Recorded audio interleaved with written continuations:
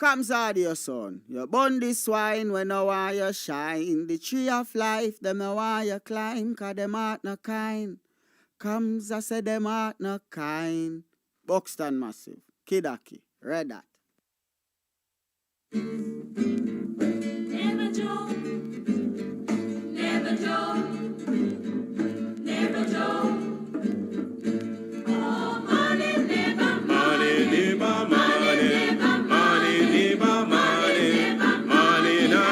You conniving money, money never money, never money, money never money, money you can keep you conniving money. When you been a corrupt in a biz there be money. Now because your money done, you come with conniving money.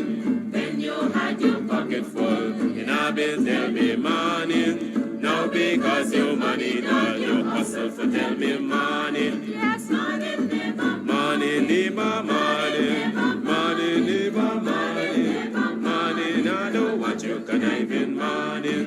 Neighbor joker, neighbor joker, neighbor joker. That's all the money that me work for.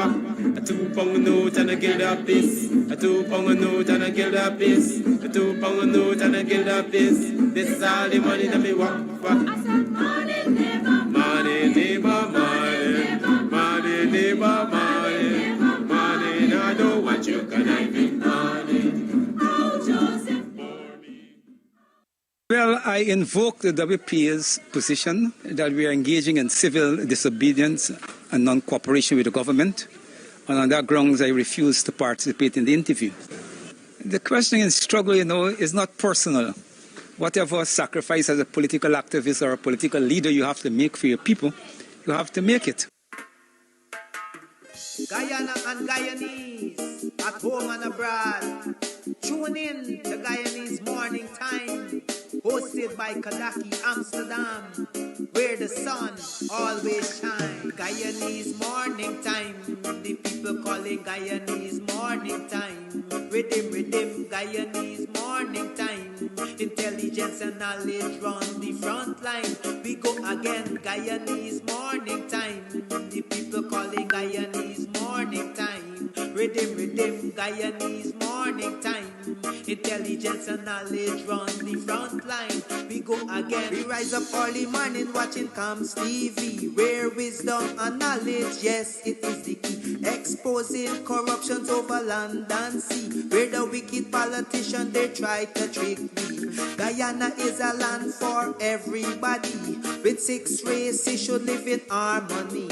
Is one set of people getting oil money. Is one set of people doing the thievery. Guyanese Morning Time. The people calling Guyanese Morning Time. Rhythm, Guyanese Morning Time. Intelligence and knowledge run the front line. We go again, Guyanese Morning Time. The people calling Guyanese Morning Time. Rhythm, Guyanese Morning Time. Intelligence and knowledge run the front line. We go again. This is a program that you all can see, sharing your views and your integrity. Like it, comment and share it all around. Pass it to your neighbor, safe and sound. A sad situation going on in this town. The voice of the people is getting trampled down. Out of the mouths of babes and sucklings, which has ordained me to sing. I sing Guyanese Morning Time. The people calling Guyanese Morning Time. Rhythm, Guyanese Morning Time. Intelligence and knowledge run the front line. We go again, Guyanese Morning Time.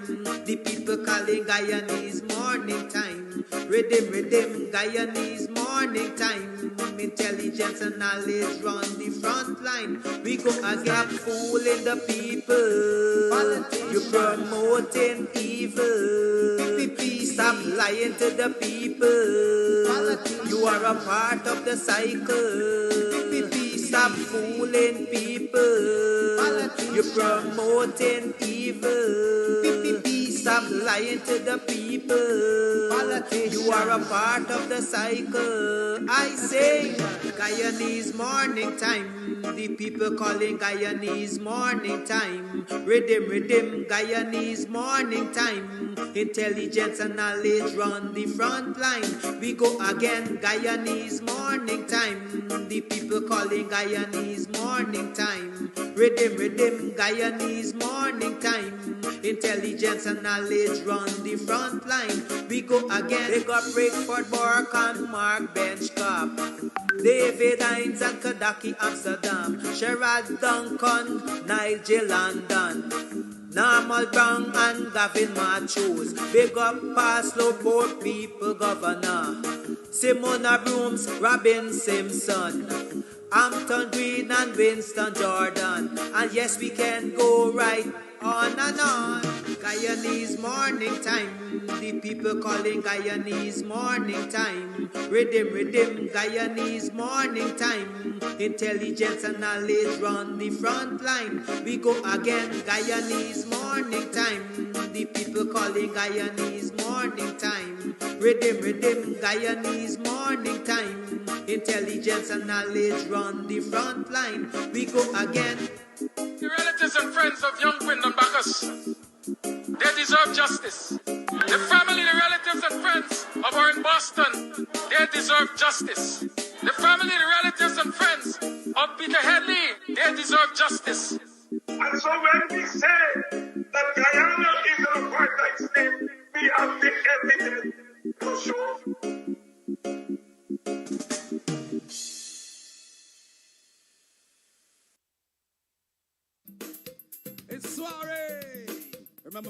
vibes. Make your way up to Burbies for the season. Hey friends and family, the People's Economic Development Society presents a bus ride. A ride from Mocha to Belgium on September 30th. Departure time from Mocha is 6 a.m. Farmers and entrepreneurs will interact.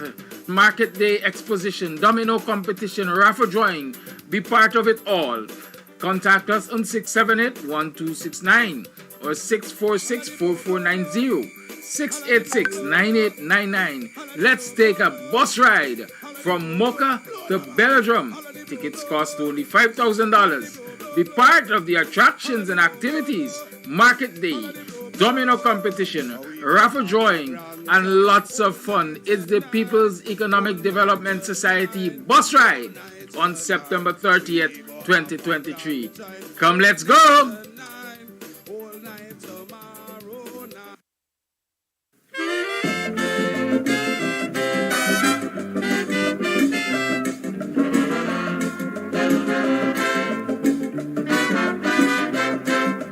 You put in a 12-cent meatball, you was gonna lice. I gonna give you a word of advice, take your meat out my rice. You can get meat anywhere, but for the best cuts of chicken, beef, pork, mutton, and lots more, check out T&W Harris Butcher Shop, located in the East Remvelt Market Meat section. Call us on 609-2049. Ask for Rastaman. T&W Harris Butcher Shop brings you the best in fresh cut meats and lots more.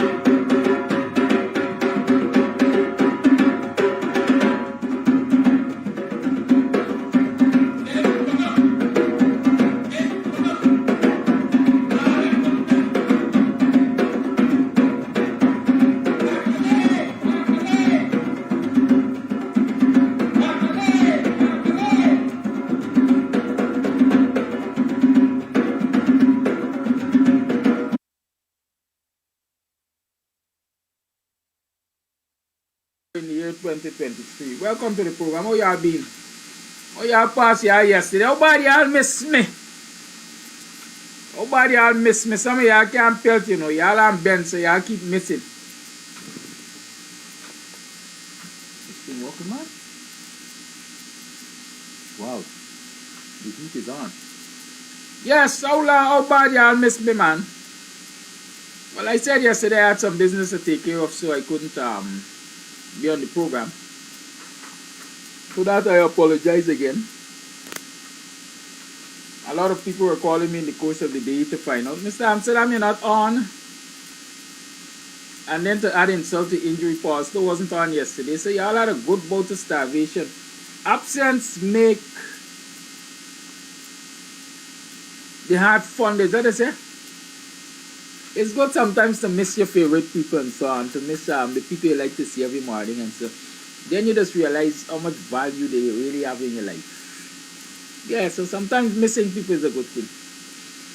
But don't let it go absent for too long, because by the time you catch yourself, you might be ghosted. How was your yesterday? How you passed yesterday? You made some money? Obviously, if you're employed in the public service, you would make money. Is that enough? Have you made enough money? Have you utilized your skill outside of your formal employment to make some extra money? Have you done that? If not, then you're wasting your talent. You gotta use the talent to make money. If you got talent, use it. Good? Some people believe that they gotta get a whole lot of talent to make money. You only need one talent.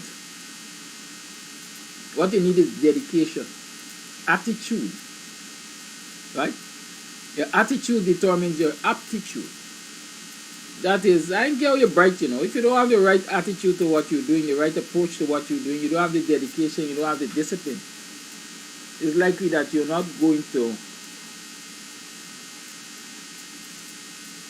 get to the highest possible height you can. So sometimes we need to step back and we need to adjust our attitudes. And talking about that, I'm reminded that in our last program, or towards the end of the last program, somebody mentioned something about the attitude of black contractors. Was that it? And I said maybe we'll talk about that sometime. Good, RJ. I like when y'all miss me.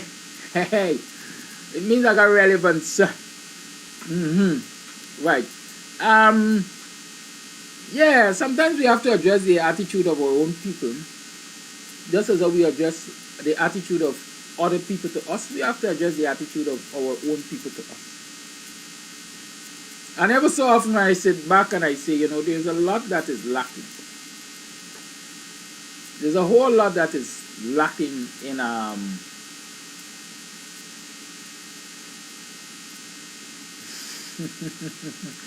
okay, Carlin. In our attitudes to ourselves.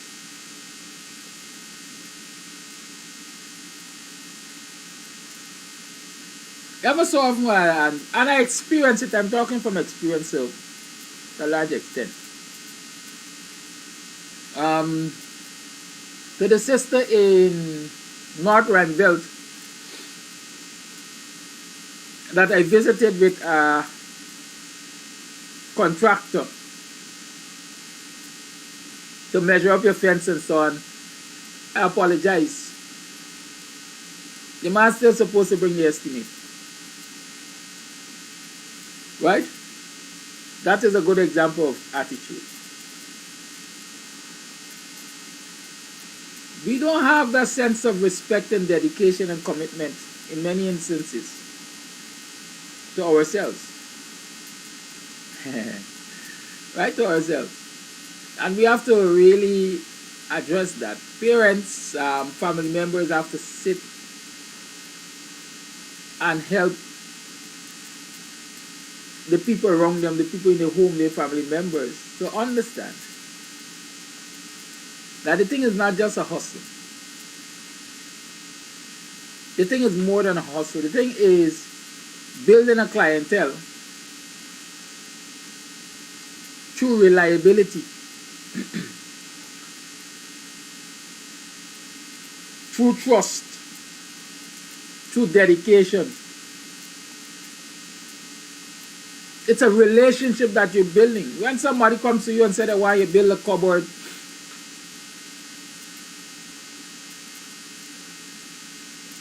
it's not just the cupboard they want. To a large extent, they want a relationship with you. Because a cupboard is not the only thing that goes into a home. It might be a cupboard they need now. But then next month they may need a bed.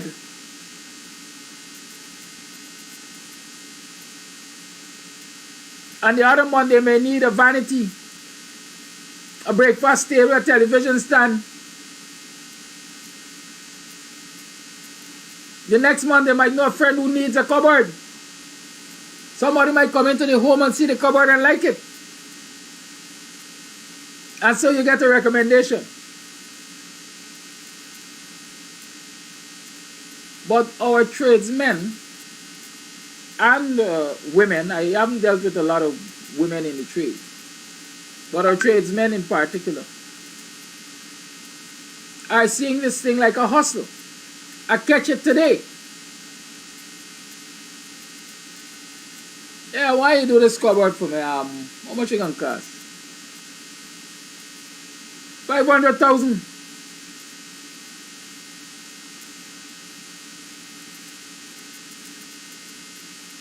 And when you step across the border and you go check with the other people, they will tell you that they will do the same cupboard for 200 or 300,000.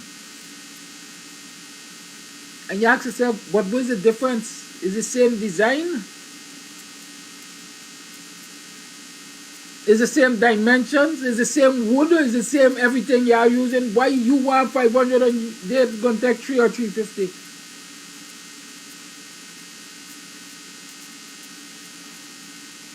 And so since most people look at affordability, the money gets removed from the community and gone over to the next side. Because if I could save $1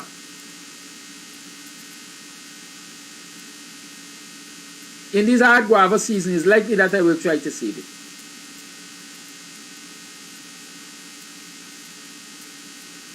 And so just as how you might have gotten a recommendation for the cupboard, somebody comes to the home and they see the cupboard, hey, nice cupboard, who built it for you? Them other people build it for me. They say they're going to take 350. I've been to the one on Company Road and tell me 500.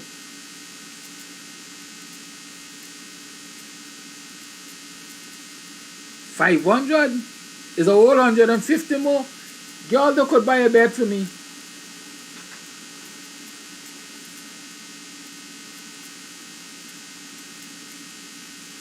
And so the community is hemorrhaging.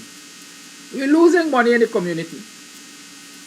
Not because people are not willing to spend money, but because the attitude of people in the community, our own people, is lacking.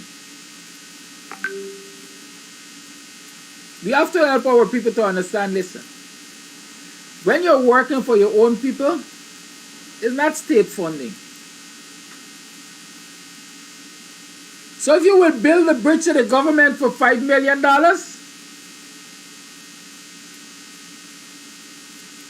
the same bridge in your community for a private resident can cost $5 million. Government pays premium price. You get the chance to charge government premium.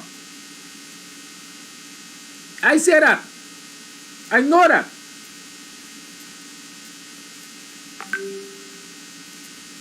And so our tradesmen, our business people have to recognize the difference between what is state funding and what is private capital. And recognize that the prices must vary, the attitudes must vary.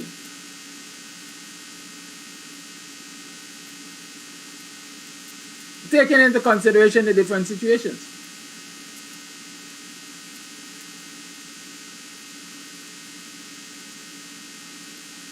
But some contractors in the communities know or they have done work for the government and they get to charge the government a whole set of money. And then they come to the same attitude to the community and charging people a whole set of money. And so people can't afford, first and foremost, people can't afford to hire them.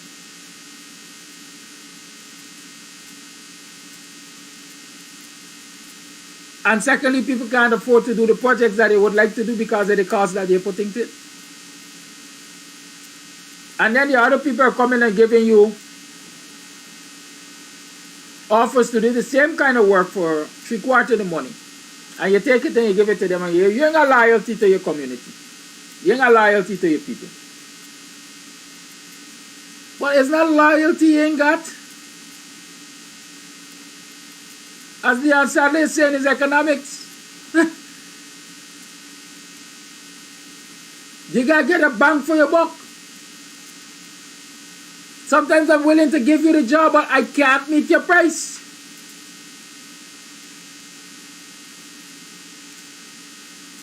And so when the other people are getting 3 and 4 jobs a month,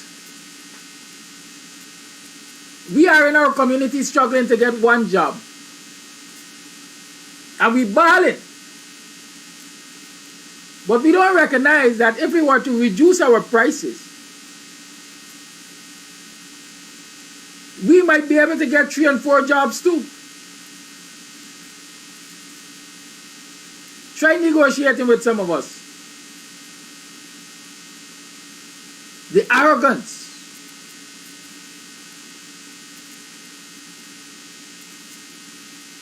The aggression. The bad name. The one, Kiraki, the man cheap. I usually tell people the challenge I get with doing things in Buxton. As soon as I call somebody in Buxton to do something for me, they see a payday. Hear the attitude. First thing when they call the price and I think I'm overcharged, I say, man, what's wrong with you? And they're not saying, why can I keep what's wrong with you? You got it, you know. We just got to go out some phone, you got it. So the attitude in our community is, those who got it, we must take it from, we must take all of it. When you don't take all of it from them, what you going to get in the future?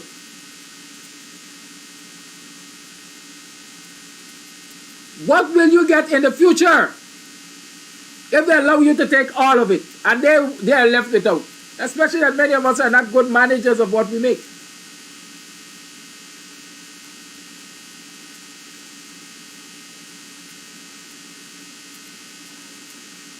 Huh? We have to address that attitude in our community. I'm going to share some experiences with you.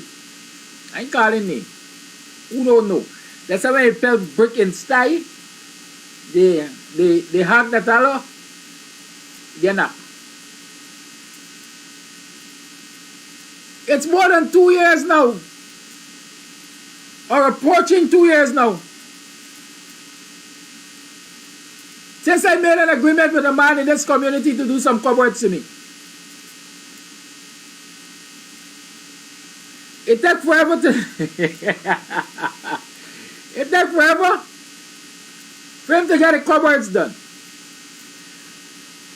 And I'm talking about the structure of the cupboards, because they came without doors and drawers. Right? So maybe the man was in no drawers person that Trinidad Rio sang about. No drawers. The cupboards came without doors and drawers. Only a section of the cupboards came.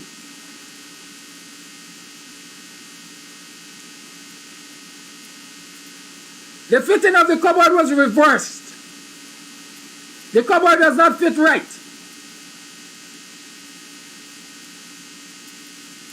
I said before, only a section came. So here is this man who got a section of my cupboards outstanding. No doors, no drawers. And even the section that came is not fitting right.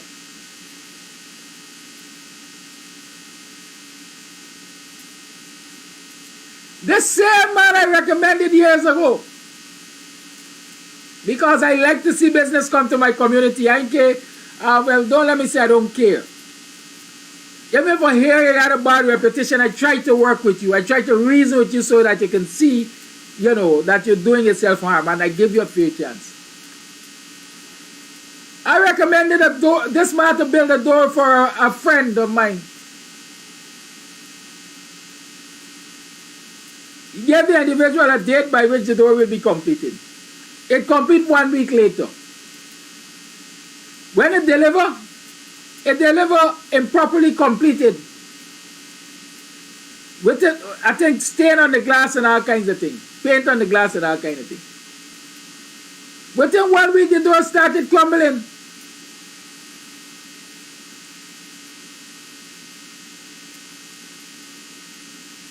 But when you go to the other people and you carry your work, this same man will tell you, one boy, or you moving, sir, you're a village man. But the other people give you respect. The other day I hire an next one to do. And I know why I'm sharing these experiences, because I'm sure these are experiences you're having too. And so you can identify with them, and we will agree that we have to talk so that our people understand that they have the wrong approaches. I got the next one to do some work for me, start the work. He said, watch, I ain't gonna work today and tomorrow, guy, and finish out something for somebody at X place. So then tomorrow I tell this man I got event X date. Today the man in return to complete the work. I have to be doing my own work because I'm here with the stress. I mean, it will take more time, it will take me away from things that I'd rather be doing and so on, but I have to be doing my own work. And not for the wanting of money. Because from the time I said the work, and we agreed that he going to do the work, he said, give me so much in advance, and you got your money in advance. I see somebody say, many of our contractors, our tradesmen are taking your advances, and then they give you a royal run around.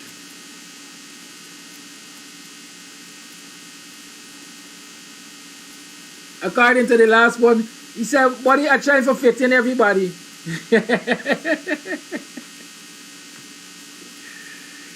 I try to fit in everybody.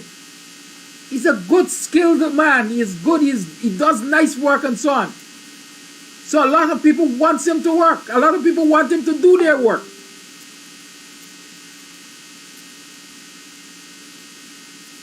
But that doesn't mean that you operate without principle, because it is only going to be your undoing. Listen, I know, I understand you want me to think, but I'm doing John's work right now. If you could wait for 2 mornings, I'm going to come to you next. And that principle. But when you take John, Tom, the Harry, and John work. You do a part for Tom, you do a Tom part for Dick, you got a part for Harry. Nobody's work gets completed in a timely manner. All of them become displeased, and all of them start saying that you're unreliable. Eventually, nobody will come to you. Right? Eventually, nobody will come to you. And then you will really find it hard.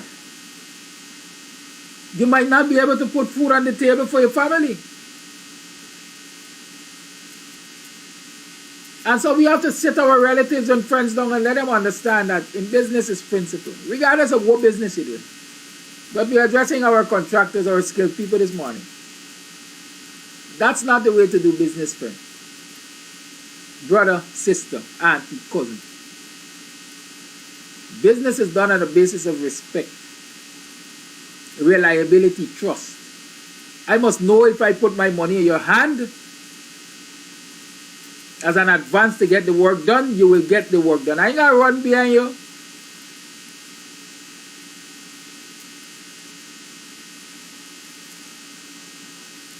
But a lot of these guys, this is what they do. When you give them your money to start your work, they already take somebody money previously and they bend it up, you know. And so your money comes in to continue that person's work. And when that person pays, then they come back to your work. And it's a Ponzi scheme. You have to let our youngsters, our tradesmen, husbands, wives, everybody else understand. Hey, that's not how business is done.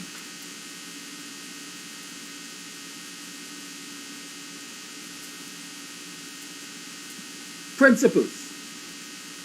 You must be a principled person.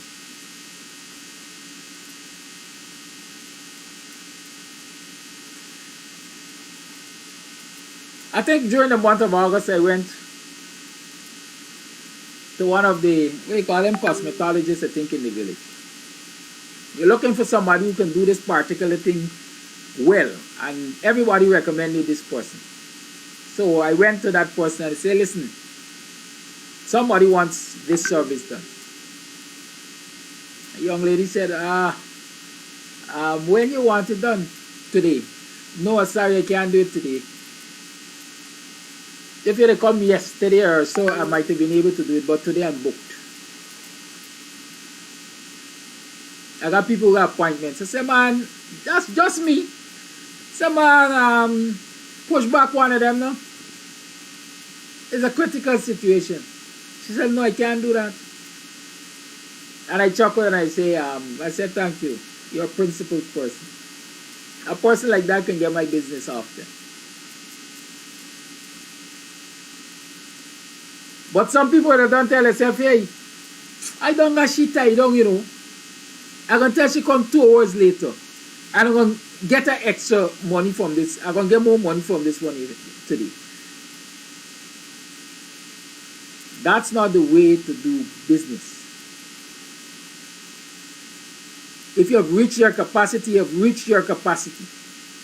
If they value your service to that extent, they will wait. But if you try to fit in everybody, the possibility is you're going to lose everybody. And so we have to adjust that attitude. In terms of pricing, again, it's not only they treat you as if it's government funded.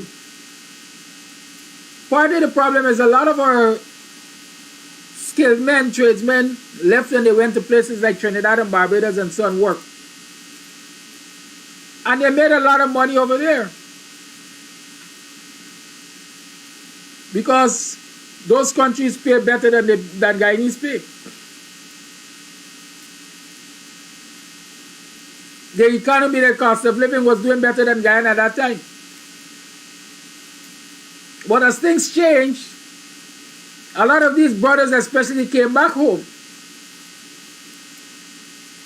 And they have not really adjusted themselves to the Guyanese economy. What they have done is force the locals to adjust to the Trinidad and Barbadian economy. Because they say in Bajan, in Barbados we just get $200 a square foot to lay tile or to plaster wall and so on. And so they come right here and they calculate the equivalent and they say, well, it's so much you got paying Guyana. But the Guyanese economy is different. Wages and salaries are different. Affordability is different.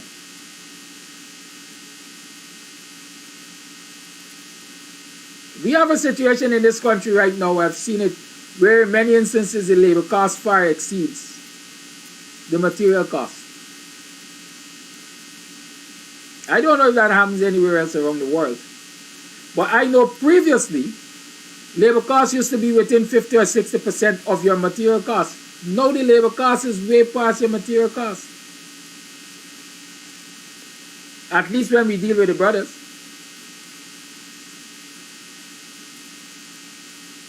And unless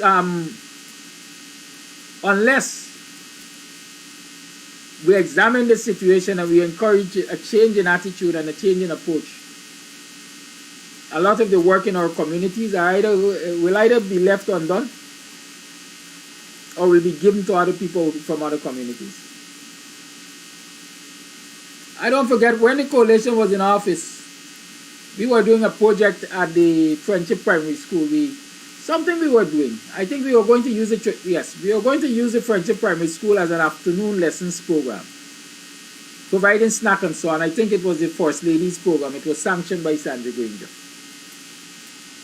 One of the first projects started under the coalition in terms of, I would say, village renewal, education renewal, started in Buxton with Sandra Granger signing on to that project. And so we agreed that as part of the contribution for using the school, we were going to provide them with paint. We were going to paint sections of the school and so on and so forth. And we got the materials. It was supposed to be self-help. And we self-help with a stipend, not a day pay. And we invited some youngsters and so on to come and assist and thing. I think the offer at the time was $4,000 for the day.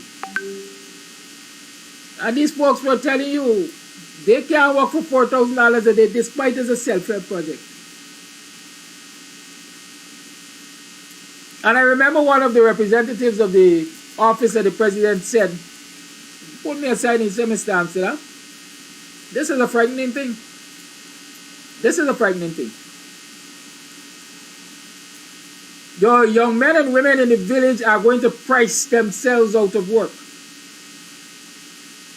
because you're asking too much.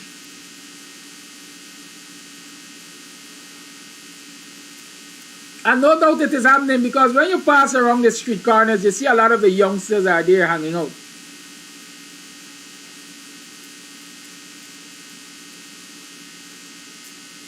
And you ask, why these folks are not working? Is it that they ain't got work in the community, or they can't find work outside? It is simply that a lot of them say, me ain't gonna work for the money what people want to pay when they done. Who, me? I can't work for $5,000 and $6,000 a day. I can't work for $7,000 a day. I can't work for $8,000 a day.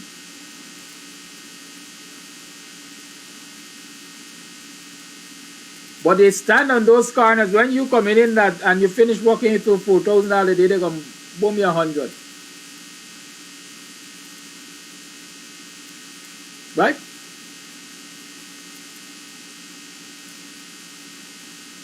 They're going to boom you 100. Well, I can tell you what not to do. It's up to you. If you're working hard for $4,000, they can't work for it, but they could boom you. Why you could give them? Why should you give it to them? They can call you all kinds of things, but tough love is love too, you know. Tough love is love too. And so sometimes we have to adapt that tough love attitude so that people can come to their senses. Let's talk with our people in our community. I don't know how we're going to do it, but let's start that conversation.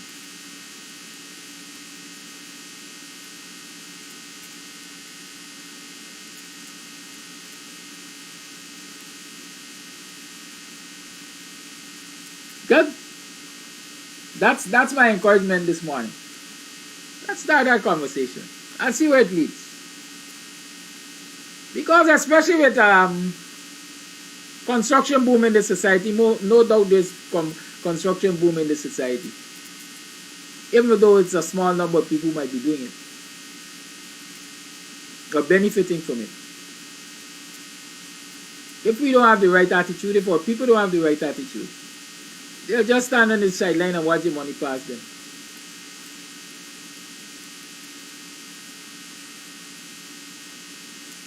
Right? My thing is, what I say, a fast cent is better than a quick dollar. What was it? A fast cent is better than a slow dollar.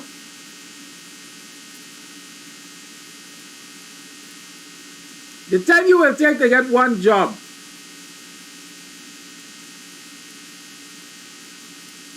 that will pay you that exorbitant sum you're looking for, the other people don't do 4 jobs.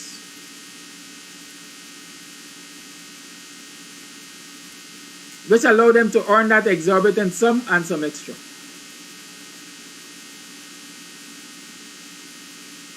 We got to keep that in mind. Here is where it is better than where it is. Or where it is, right? If you know somebody in your community offering you $10 to do a job, once they ain't exploiting you. Just as I'm saying you ought not to exploit them, they should not try to exploit your labor either.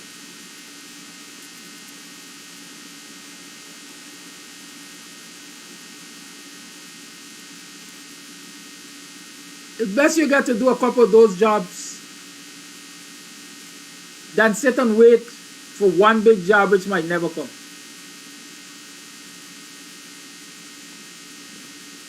The black man has said they're taking everybody advancing and they're walking advances and they're walking alone. You know what I started doing recently to cut costs? Because they got work to do and you don't want to necessarily give it out to other people. I got certain people I hire them and say, come do this work for me, I'm going to be a laborer.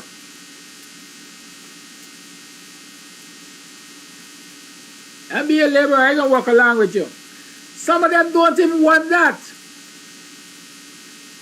They're going to tell you all the reason why they can't work with you. And why they got to get their own laborer. Because part of the thing is, in their estimate, some of them might tell you $10,000 a day for the laborer, but Trying to fly in the wall, you're going to see the labor only getting 8.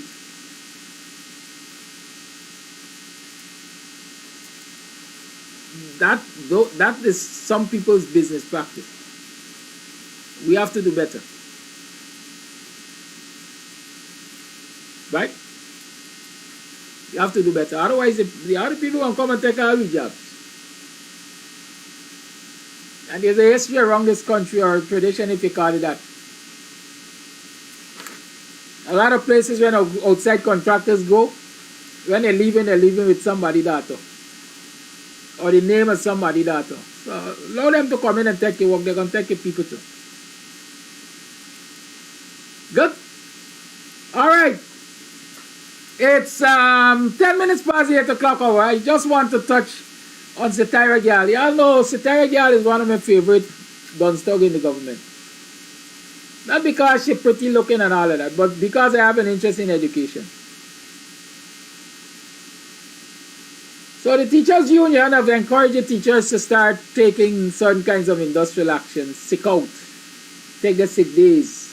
Take the vacation days. You know, maybe take some UP and so on and so forth.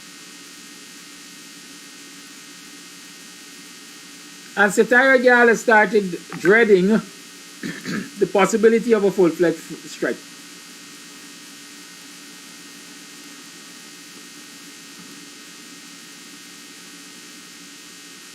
And so she is making the public appeal.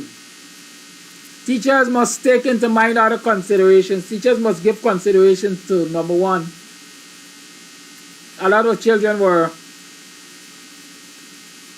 learning hours were lost during the period of COVID. And so if you strike now, you're going to create more learning loss.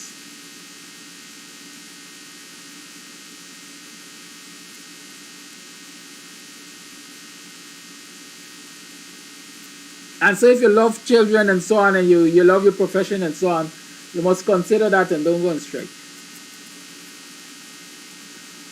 Try to resolve the issues with the government. The government has the authority and the wherewithal to resolve the issues. The government holding the handle. The teachers and teachers union holding the blade. So anybody who should be appealing to anybody is the teachers union, and teachers should be appealing to the government to grow up, behave like adults, behave like people who have the interest of the children at heart, and resolve this wages and salaries dispute that has been going on for too long. But here is this Dunstug, Satira Gal, telling the teachers opposite. Oh my, y'all be considerate. Them children gonna lose out. Satira Gal, Eureka. Satira Gal, free advice. You have what it takes to prevent teachers striking and to prevent a learning loss. Your government has what it takes. Y'all in control of the public purse.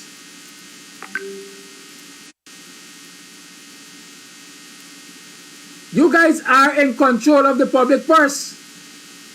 And so you don't want teachers to strike, you don't want learning loss to take place. Sit down with the teachers and their representative and fix it now. Stop doing band-aids. Stop giving $4,000 a student for classroom preparation. That doesn't impact the teacher's pocket. It impacts the classroom. The teachers are taking actions because the decisions that you guys have to make to impact their pocket are decisions that you're not making and making fast enough. So don't tell people that, but the government is responding, we give them $4,000 per student. That is to impact the classroom and the learners, because it's the teaching aids and toiletries and janitorial supplies.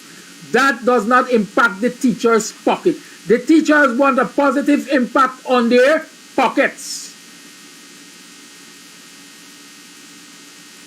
And Satira Gal and the PPP government got the resources to impact the teacher's pocket. So y'all don't want strike, y'all don't want learner loss, do the right thing. Why is it that the public servants, black people especially because they make up the majority of the public servants and majority of the teachers, why do we have to always be the considerate set?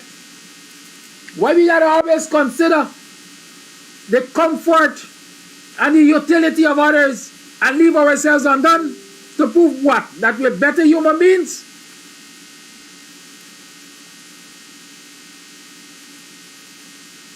So, Dunsin Priya,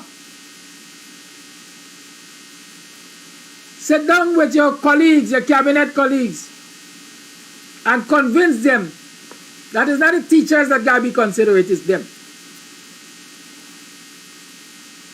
Just as how they could be considerate for sugar workers that die in the industry, that black hole,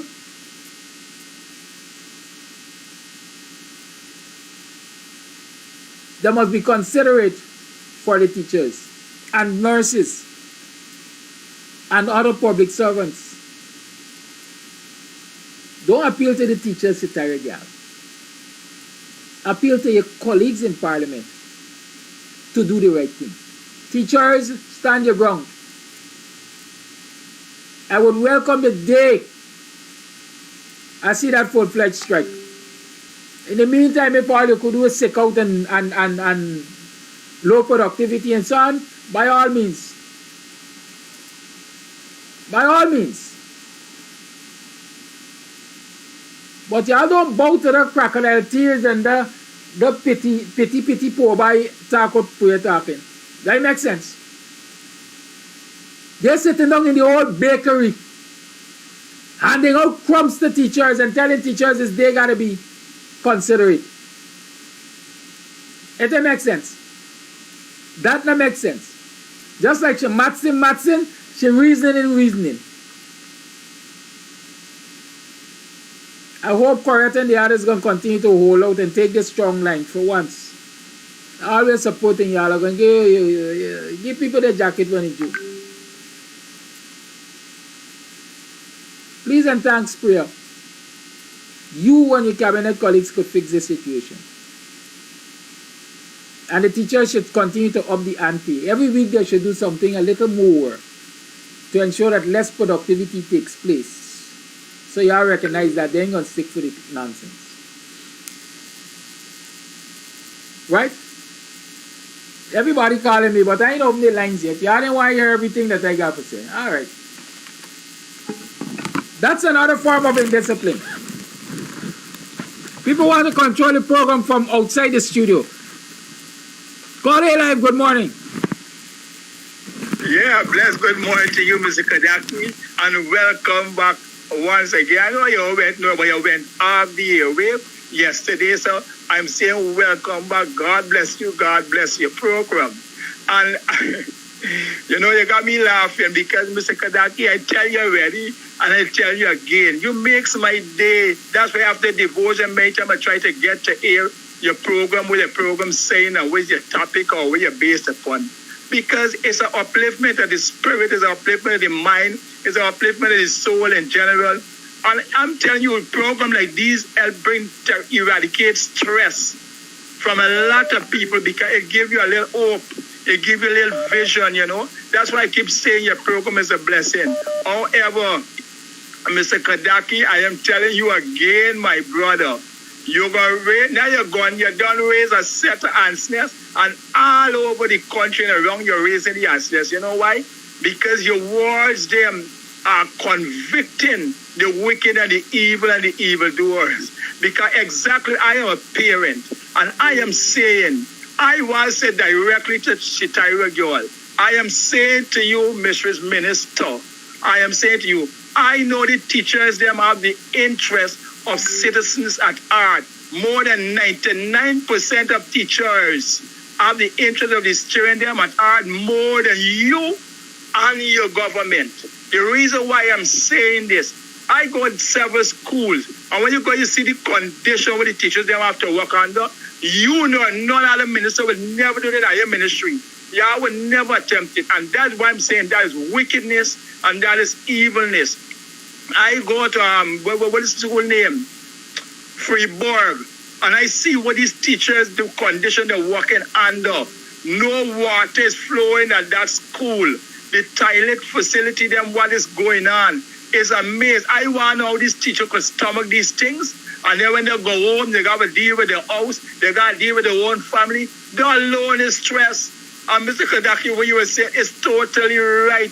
They need to put psychologists to visit these schools, not only students, but teachers and all these kind of things in this nation.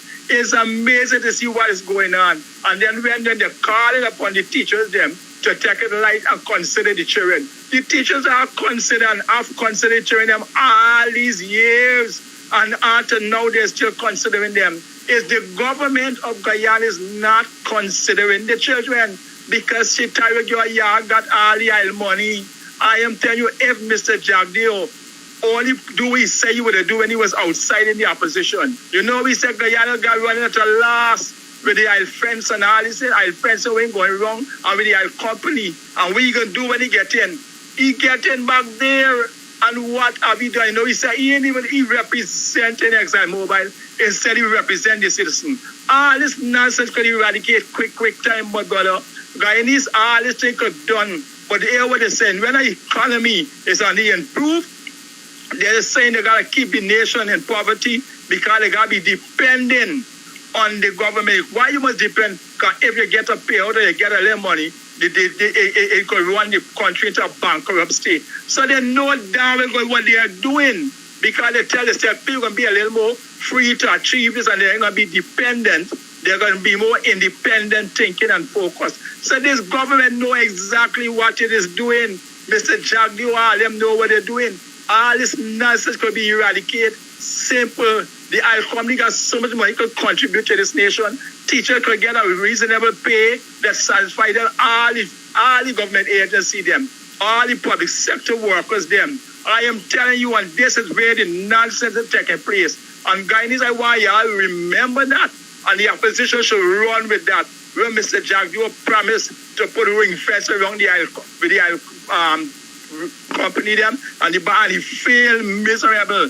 There was a party in manifesto where they were saying he failed miserable. Now he said he's standing in defense of the nation.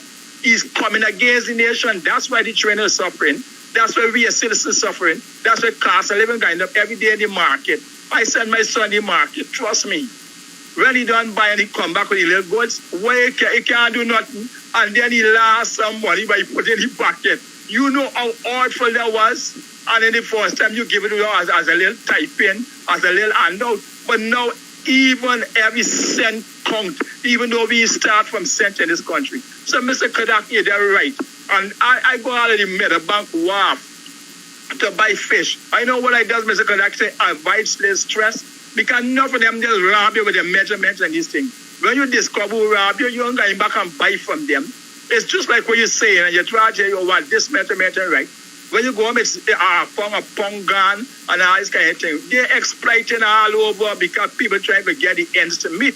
But they're exploiting the poor. It's just like what you were saying. I can give a little example before leaving the party. I also do construction work. I did a work for a woman. She didn't have sufficient money, and I didn't look at money. I go with biblical principle, and I do the work to the glory of God. And that work there, when I done that, you know how much other work I get from it? Every was a fence work. Everybody is who do this fence, who do this, and the woman give them the phone number. People call me this, so I get enough more job out of it. Like what you saying with the man in your cupboard. Guyanese, let me tell you, an entrepreneur, let me tell you, the best advertisement that they have is your customer. And now you put it on a rave and you say, but your customer, when you treat them good, they always go and tell others and bring others and bring others. However, Mr. Kadaki, congratulations for your topic. Once again, God bless you. God bless your program. And you are a blessing to this nation. Don't stop, my brother. Continue. But we still want to hear if you're going right. And so I call upon all the rest of Guyanese who's listening to your program to contribute in whatever way we can contribute. If Mr. Kadaki is going, and let me try for support him. He ain't asking for the help, but we can contribute and give the help. Have a blessed day, Mr. Kadaki. Once again, God bless you. Have a blessed day. Thank you for your call. I don't know where all this tickle me, you know. Yes, last evening a bookstore called me. Somebody said this program is called Guyanese Morning Time. I must stop referencing Buxton. But I usually use Buxton as a point of reference because you can identify with the things I say about Buxton in many of your communities. A Buxtonian called me from Baghdad side too. He said, you been at embassy, boy? Call all the line, please. You been at embassy, boy? I said, what are you talking about? He said, me listen to your program and you're saying I got the this morning. You got some business to go look after and you talk about conference and things. So, me suspect you been at embassy. You been at embassy, you get through. It's the same thing as Scarlett trying to do to me, right? Well, yes, I went to the embassy yesterday. You know, I grew up in a time, call all the line, please. And many of you can identify with this. Going to the embassy is one of the best kept secrets in this whole country. I don't know about the world, but in the country. When you go into the embassy, when people go into the embassy, they don't tell nobody. I don't know why. Good, I don't know if they feel people going to blight them, people going to put their mouth on them, and all kind of thing. And do something to stop them from getting visas so they don't talk. Anyhow, I went to the embassy yesterday. One of the first laughs I had is, first thing I tell you something. People say when I got into the embassy, you don't late. I was late by 15 minutes. I was late by 15 minutes on my appointment. Good. And usually I try not to be late to go any place. But I was late yesterday morning by 15 minutes. And so I'm standing in the line and hear the security person telling, I don't know if it's an encounter she had with somebody, but she said, you don't need no garlic, you don't need no onion, you don't need no garlic, you don't need no blue, you don't need no salt. All of these things that Guyanese believe that cut and clear all crosses, the security listing that you don't need. She said, oh, the guards, I got enough guards, and so on. So that tells a story about what Guyanese do when they go in search of a visa. They all elusive American visa. Good? That was my first laugh. Or my second because I was late to hell. Anyways, I went in and I got approved. So it's approved that I will get a visa. I have to wait to collect it a couple of days, I was told. So I'm awaiting that instruction. And then I can definitively say, well, I'll be going to the conference or I will not be going to the conference. There's some other considerations, but the visa is integral because you can't buy a ticket without a visa. And so the conference is on the 27th.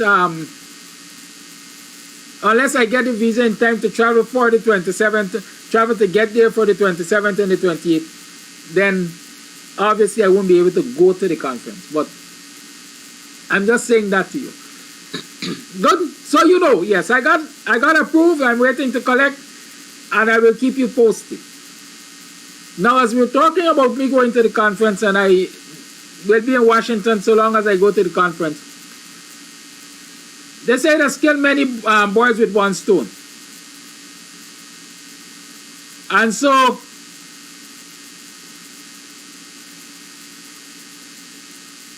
on the 29th, that's a Friday after the conference, we have planned for the Crave Cafe. Crave Cafe is located at 1200 East West Highway, Silver Spring, Maryland. Zip code 20910. Those of you in the US know what all of this means. At Crave Cafe, that's 1200 East West Highway, Silver Spring, Maryland. 20910 is the zip code. A meet and greet. Let's meet. It's intended for those of you who would like to support the WPA campaign fund and those of you who want to support Kams TV. So we're inviting you over to that event on the 29th, Friday the 29th at Crave Cafe for a meet and greet, kind of sip and chat. Lots of refreshments will be on sale. You will have a well-stocked bar, and Kams TV t-shirt will be on sale also, right? So come there on Friday the 29th, preparing to support the WPA campaign fund and the maintenance and upkeep expansion perhaps of Kams TV. Buy a Kams TV t-shirt, support the cause on the 29th. The action starts at 6 o'clock. right? The action starts at 6. So start making plans to bring your crew down there and let's have a good time. I will tell you what is going to happen for New York once we know what we do. Good. Dr. Hines and I will be at the Crave Cafe because Dr. Hines also is scheduled to go down to the conference here. Carter, thank you for holding. You're live. Yes, good morning, good morning. This is Flash Garden. Good morning to you and all my black brothers and sisters. Is there your technology person is there? Make sure you don't cut me off now. No, listen to me. Let me ask you a question, not personal question. Did you receive an invitation from Wickford Board? Because why me ask this question? Because when he was on Mr. David Hines program, he said, it's only people who get invitation will be inside there. Do you receive an invitation? Yes or no? No explanation. Just yes or no. Let me move on. Yes, I received. Thank you very much. Case closed. Because I'm saying that the first invitation supposed to give out is one for you. Because you know how to line up your duck. And you don't want people to go there and talk what the wicked government is doing to black people, but it's to show them the film, evidence on black and white. Said this is what's happening. And Mr. David, my leader, Abinat, and Mr. Paul Slow.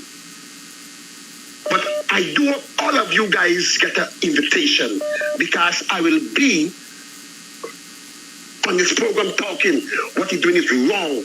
Let me move on this morning. I am so happy and proud to know and to say and happy that those who invite Mr. Abinat to Canada for him to have a chance to speak out to the Guyanese people, that young man stand up and announce that Mr. Abinat, Flash Garden leader, I don't know for you guys, but I know that Mr. Abinat is my leader, Flash Garden. Joined the PNC 1972 and still there with PNC. Never run away, never walk away, but he stayed there and continue to go through the struggle with black people in Guyana and all Guyanese, fighting for them. And today I'm still listening and hear my black brothers and sisters still saying, Abinat is servant, Abinat is not doing enough as a next leader. What you guys want Abinat to go outside there and kill, or go outside and announce that black people must go outside and kill Cooley, bundling their business? No, there's so much a opposition leader can do and say. It leads to the people them to take action against the wicked cabal government. It's them if they want have to do that work. That is what get Donald Trump in trouble. Because of his mouth and he talk wrong things. That's why he got to go to court and get enough charge. Move on, Flash Garden. Now, what the brother say? 1972 what Abinat. You want let Mr. Wickford Berg know? Let them Mr. Brown know in England and Mark, who undermining the position and the work of Mr. Abinat. I don't care if I've gotten on his own key. So, why did I get promoted? Because I'm awesome? I would not disrespect your show. And if Mr. Wickford Berg truly loved the people them in Guyana and fight with them, he would have made acceptable. Yeah, you know. Answer the words I am out in the meditation of your heart. Be acceptable. Or else you know that you're gonna be responsible. Sin. And I say you find yourself with an instrument of influence, use it in a positive sense, or else you're gonna pay the consequence. Rebel speaks again. I say be careful what you teach your little children. Make sure I know something to hurt them. Mind what you saying to my sister. She could be the next prime minister. I say if you watch what you saying to me daughter, cause in the long run she could be your doctor. Oh, you fi mention that to me son Dan. I mean I want a little boy fit on a gunman. and still you never listen. Your ears must be missing. Every day you say you're gonna shine and a glisten. You're talking for the scream and the lighter and the whistle. It look like you forget all about that blessing. The words not from your mouth, meditation of your heart should be free from negative. Have every thought, want a good cow, you better go a good calf. Be careful what you inject, what you inject in the youth them talk, and just watch what you teach your little children. Make sure I know something to hurt them. Mind what you saying to me sister, cause she could be the next prime minister. I say be careful what you saying to me daughter, cause in the long run she could be your doctor. Oh, you fi mention that to me son Dan. I mean, oh, I'm a little boy fit on a gunman. Mr. Tire, Mr. Jacket, you false prophet, leading the children astray, you fi stop it. Just a money rocket for putting in your pocket. Give the people water for carry in a basket. So if you find yourself with the instrument of influence, anytime you use it, use your conscience. The seed where you sow, it is no accident. And none of you shall escape the judgment. And watch where you teach your little children. Make sure I know something fi hurt them. I say fi mind what you saying to me sister, cause she could be the next prime minister. I say be careful what you saying to me daughter, cause in the long run she could be your doctor. Oh, you fi mention that to me son Dan. Me know I'm a little boy fit on a gunman. If you say you love the youth, and that is the truth, we will find out, cause you are judged by the fruit. If you teach them to shoot and turn prostitute, hang up on your shoulder now go dilute. Tomorrow man and woman is the youth of today. So at this tender age you shouldn't lead them astray. Your responsibility is to show them the way, and if you don't them, somebody have to pay. So watch when you teach your little children. Make sure I know something fi hurt them. Mind what you're saying to my sister, cause she could be the next prime minister. Oh, you fi say them the things to me daughter, when in the long run she could be your doctor. Nobody mention that to me son Dan, cause me know I'm a little boy fit on a gunman. Mr. Prime Minister, Mr. Speaker, Mr. Opposition Leader, linguist, journalist, DJs and singer, producer, sound operator and the radio announcer, preacher, teacher, mother and father. How much time you want me tell you, me friend, you want me repeat myself all over again. You want the future nice and you don't know, and you better teach the youth right, and you better teach you.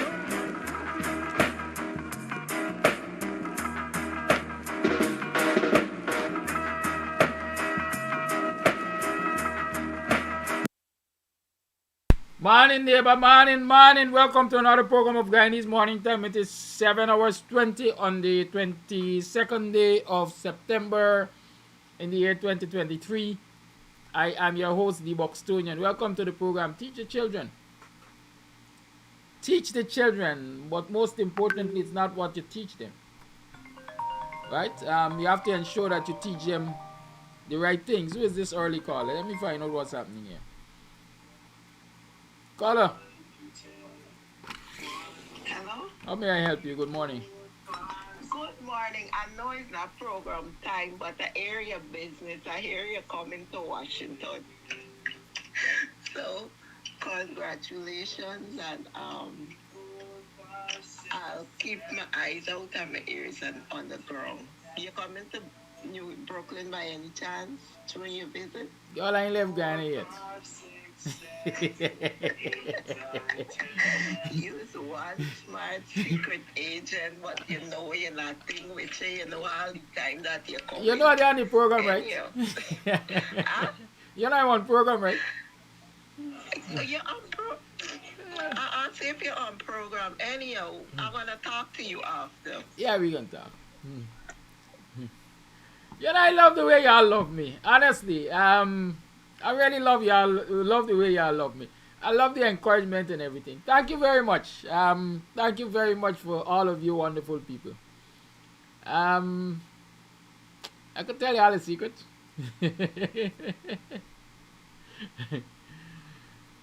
Oh boy. I'll tell you all a secret. You know how much people have to abuse me and what's the word, cajole? Cajole me and all kind of thing for me to even get up to apply for an American visa. Yeah, a lot of people. It took a lot. You know, they say Rolling Stone gather no mass. I am one of them stones who was gathering enough mass because I don't roll. Right, so I love this place, but I really, really love this place. The truth is, Beresford, and let me get direct to that. Whether or not I'm going to New York. You know what I said? I didn't left Ghana yet. Because the reality is, I indicated to you yesterday that the visa is approved. It's not yet issued. It's approved, not issued. I don't know what the process is. I know by my application and so on, they would have known a date by which I intend to travel and all of that. And so I'm saying that maybe they will keep that in mind and the visa is going to be issued in a timely manner. So if at the end of today I don't see a visa, I think the latest I can travel to catch a conference is about Monday. Right?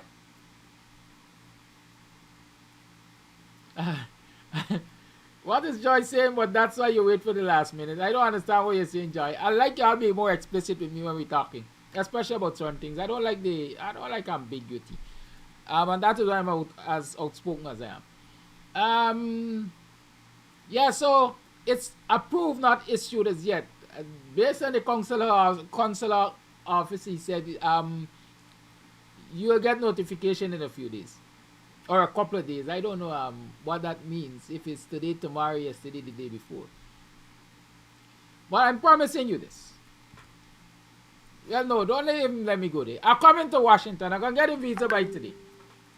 Right? Once I come to the conference, I will come to New York. By God's grace, I will.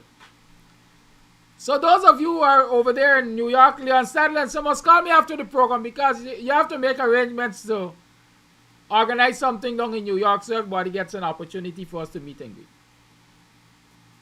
Right? Good. I hope that's acceptable.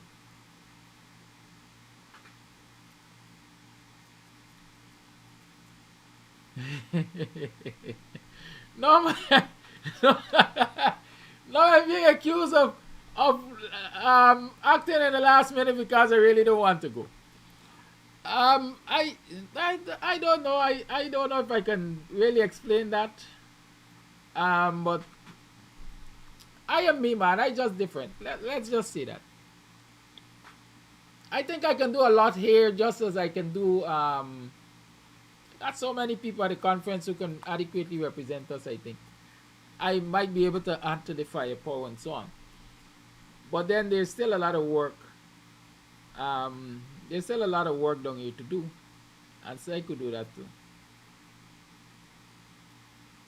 Right?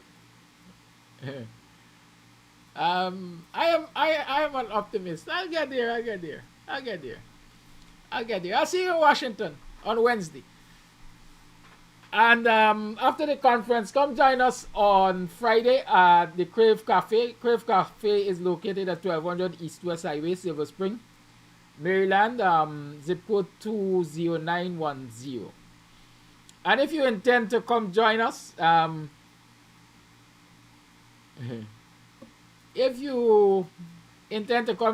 you can go on Eventbrite and type in WPA MD and you'll find the event there. It's like an online ticketing service, but it's going to cost you nothing. You're just going to indicate that you will be coming, right? So that we can know the numbers that we should ask the management of the facility and so on and so forth. Understand that, please. So if you're going to come down to Crave Cafe on Friday, that's the 29th, just go to Eventbrite. Look for WPAMD. That's the event there. You will see all the details. Indicate that you're coming with your numbers. Put that up and so on. And so we're going to know the numbers that the proprietor has to cater for at that venue. Right? There will be a well-stocked bar. There will be lots of snacks and so on to sell. Refreshments. And of course, Kams t-shirts will be on sale also. Well, technical on sale. We'll be accepting contributions to them. The bigger the better, right? Good. But let's get to the business of what we do here usually. It's Free Talk Friday, and there are lots of things that we have to talk about. There are lots of things. I saw a young man, as we say, what is it that they say? Anyhow, a young man let out his thoughts yesterday on the Ministry of Housing. Monday morning, I should be able to play that for you. It's, I think, about 12 minutes long. So we'll talk about that on a subsequent program. But this morning, I want to talk about some other things. Especially, this week seems to be Education Week for me. September is Education Month, as a matter of fact, right? So we're still in Education Month. And the amount of foolishness and ignorance that you see going on in the education sector, you can't help but address it, because education, or lack of education, or miseducation, ultimately determines where our society heads. And right now we're seeing so much madness in this society when it comes to management of education that I don't know, in any other decent society, PRIYA would have been a goner. Saddam Hussein would have been a goner. A lot of those who are at the education departments and so on, they would have been gone. Because parents were not going to wait on teachers to force them out or to demand their resignations. Parents would have done it themselves. But Guyanese society, we are different. Maybe we don't recognize the importance of our voice. Maybe we don't recognize the importance of our children's education, because we allow people to do a lot of things that have a negative impact on their education. And we just let it go. We don't address it. Right? But I am here. I love education. I love the teaching fraternity. I believe education is the poor man's salvation. They all saying, many might say it's overused, but I believe in it. If you think education is expensive, try ignorance. And so I will always champion the cause of educators and those who are to be educated. Right? And so let's talk about what's happening in the education sector. I want to start with, there's a news story. Let me find it. It's in print and video. Well, I'll give you the video version. This is reported by HGP TV channel 67. Travis Chase News, as y'all like to call it. Right? And so let's look to our screen, because I want you to see the channel, the Travis Chase, the report on what the Ministry of Education is planning through Secretariat Gal, or what Secretariat Gal is planning through the Ministry of Education, planning through the government and so on. Listen to this. Most people have no clue that in 2023 the best... Yeah, sometimes you will see this happening, and I can explain to you why, but let's just leave it as that. It's part of the convenience of not having the program disrupted. Education PRIYA Manik-Chan in her address at Queen's College. On Tuesday, Minister of Education PRIYA Manik-Chan in her address at Queen's College's unveiling and commissioning of their new block mentioned that the ministry is moving to have the teaching profession licensed like every other profession, and will soon begin the consultation process in this regard. I say that, and I'm conscious that we're live, because other people think these things happen only in other schools. I am saying nowhere in any school in Guyana is there space for that. If teaching is your calling, if teaching is your profession, then teach you must. The minister added that the consultation process, which was started during her tenure as education minister prior to 2015, will be continued. Just trying to regulate the profession in a way that other professions are regulated. And so we will begin those consultations again shortly. The issue of licensing teachers has been on the cards for some time now. In December 2021, Manik-Chan had noted that come 2022, teachers in Guyana will have to be licensed on an annual basis and will need to engage in continual professional development and satisfy other criteria to merit the renewal of their license.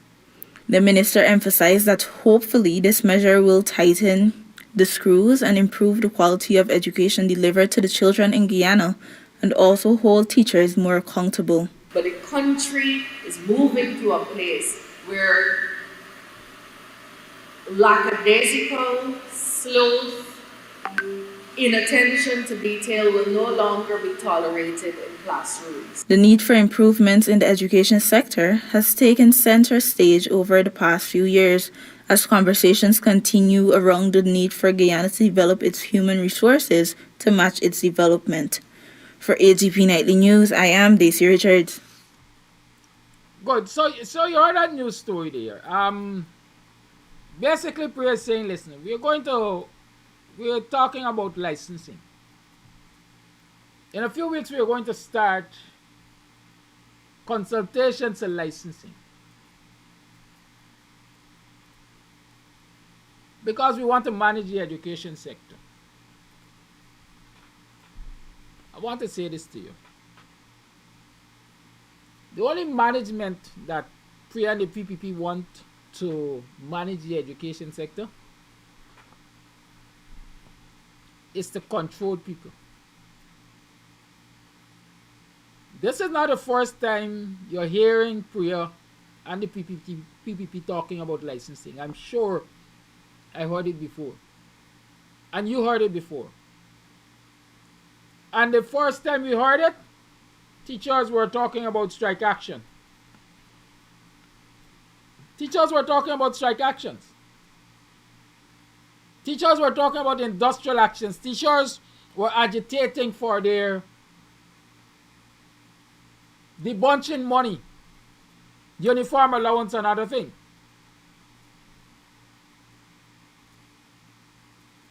And so, as I'm gathering, every time the teachers start to talk about their rights as workers, their rights as employees, their right to strike, their right to industrial action, their right to proper representation, their right to proper remuneration and conditions of work, Priya comes up with licensing for education, licensing for teachers.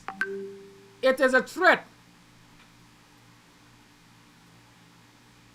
In short, she's saying, all of you who are vocal, all of you who are vigilant, all of you who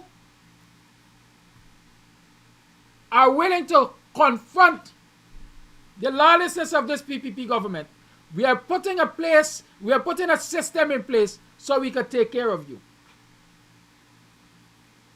We can victimize you, we can shut you down, we can take away your license. So you can't work. There's a fuel dealer, the black guy, the African Guyanese, who was into fuel trade, import. You remember they took away his license? Many argue that a certain son-in-law of a former, a now dead president, is afraid of his license being taken away, so he danced into the tune. Ask what happened with King Solomon when he and them couldn't get along. He was an auto dealer, among other things. Look around the society and you will see all of the people that the PPP has victimized by taking away their right to do business, refusing to license them. If I can understand, they said the 007 chap cannot perform a practice as a lawyer because they have refused to license him, or his license is suspended, or whatever it is. That is the intention. We are putting a system in place so those of you who dare to stand up against us, we will ensure you can't eat. We can take away your license.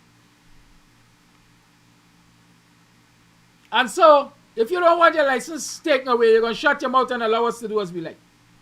That is what this licensing nonsense that Priya is talking about is intended for. And people must resist it. I am saying people must resist it. Regulating teachers and regulating society is important. It is important. But when you're going to use regulation to discriminate people, it's an issue that this society has to rise up against. And if you don't believe that this is already happening in this society, let me tell you, and those who are in the education sector, y'all could type or y'all could call in and talk. Because I am not smack dab there, but I have information and I've been paying attention, so I know a lot of things. Currently, there's a system in this country, they got a thing they call a management program.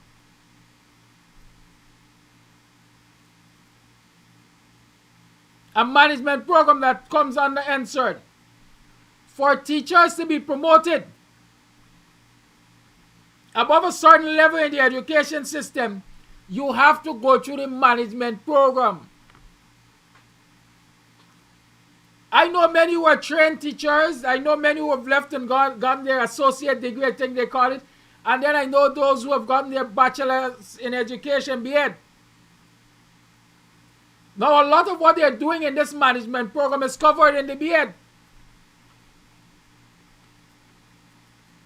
If not all of it. A lot of it, a whole lot of it, if not all, is done when you do the bachelor's in education at the University of Ghana. But yet, you cannot be promoted, you're not promoted, if you don't go through this management program. Why is that so? Because they are using the management program to pick and choose who they want to promote. And this morning I'm asking a question of PRIYA, and I'm asking the union to ask this question too. Show us the statistics of the people who have been trained through the management program and where they are now in terms of promotion in the ranks.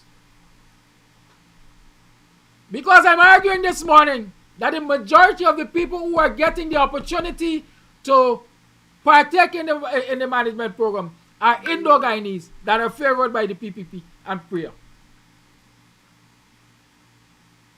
And so a lot of our African Guyanese teachers who are in the system since Noah was a boy, they're not given the opportunity, because every time they apply for the management program, they get a return that say they didn't qualify or the spaces are limited and they ain't got enough space, and let them try again. I know people who have been trying to get through to the management program for 3-4 years and they can't get through and they can't get promoted. I know people who have B.Ed and they can't get promoted because they have not gone through the management program. I think they call it some apprenticeship program, or when you go through the management program, then you become an apprentice and all manner of things. They are using programs like these to stifle teachers, especially teachers who are vocal, especially teachers who are in league with the union, teachers who are always supportive of the union call and so on.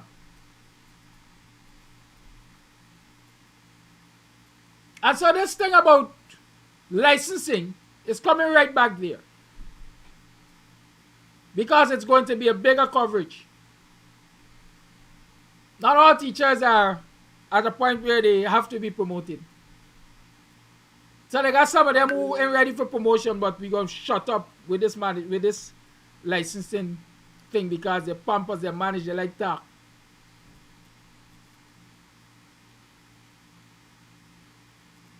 And just as how parents and citizens in general believe that teachers owe them something in terms of educating their children, I think we as a society owe teachers, and we must stand beside them.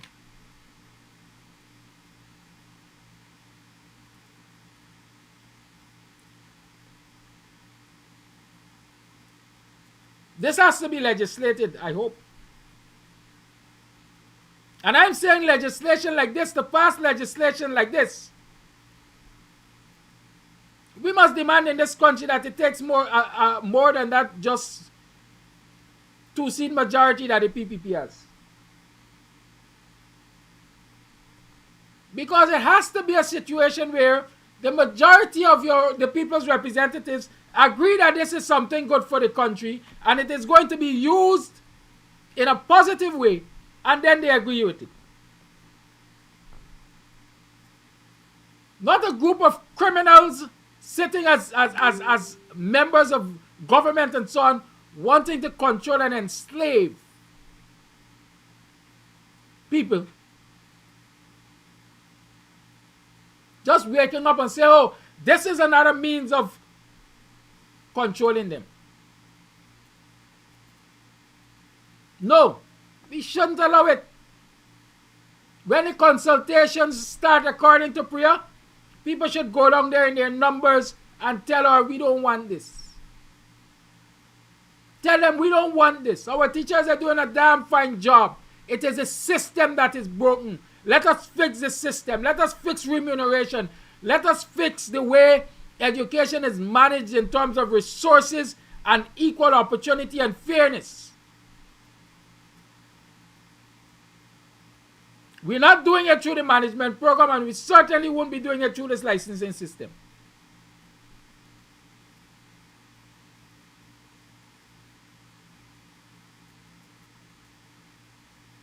It is our talk. You didn't hear it in this clip, but it's in the written report that CPC, the aim is to have 100% trained teachers in the system by 2025. And CPC is working diligently to achieve that. Well, I'm going to share some views with y'all. I'm sure I've said to you before that CPC is in a mess. I spoke about the trainee teachers and the hell that they're going through. And after talking about that, they made some adjustments. They did some band-aids. But that has not fixed the problem at CPC. And because PRIYA is short-sighted and she is dunce, quite frankly, she has not an inkling about education and education management. She is going to do foolishness again. Or she is doing foolishness again. Just as how she had no child left behind in the primary and secondary schools, that colossal failure, she has introduced it to CPC. I'm going to play 2 voice notes to you.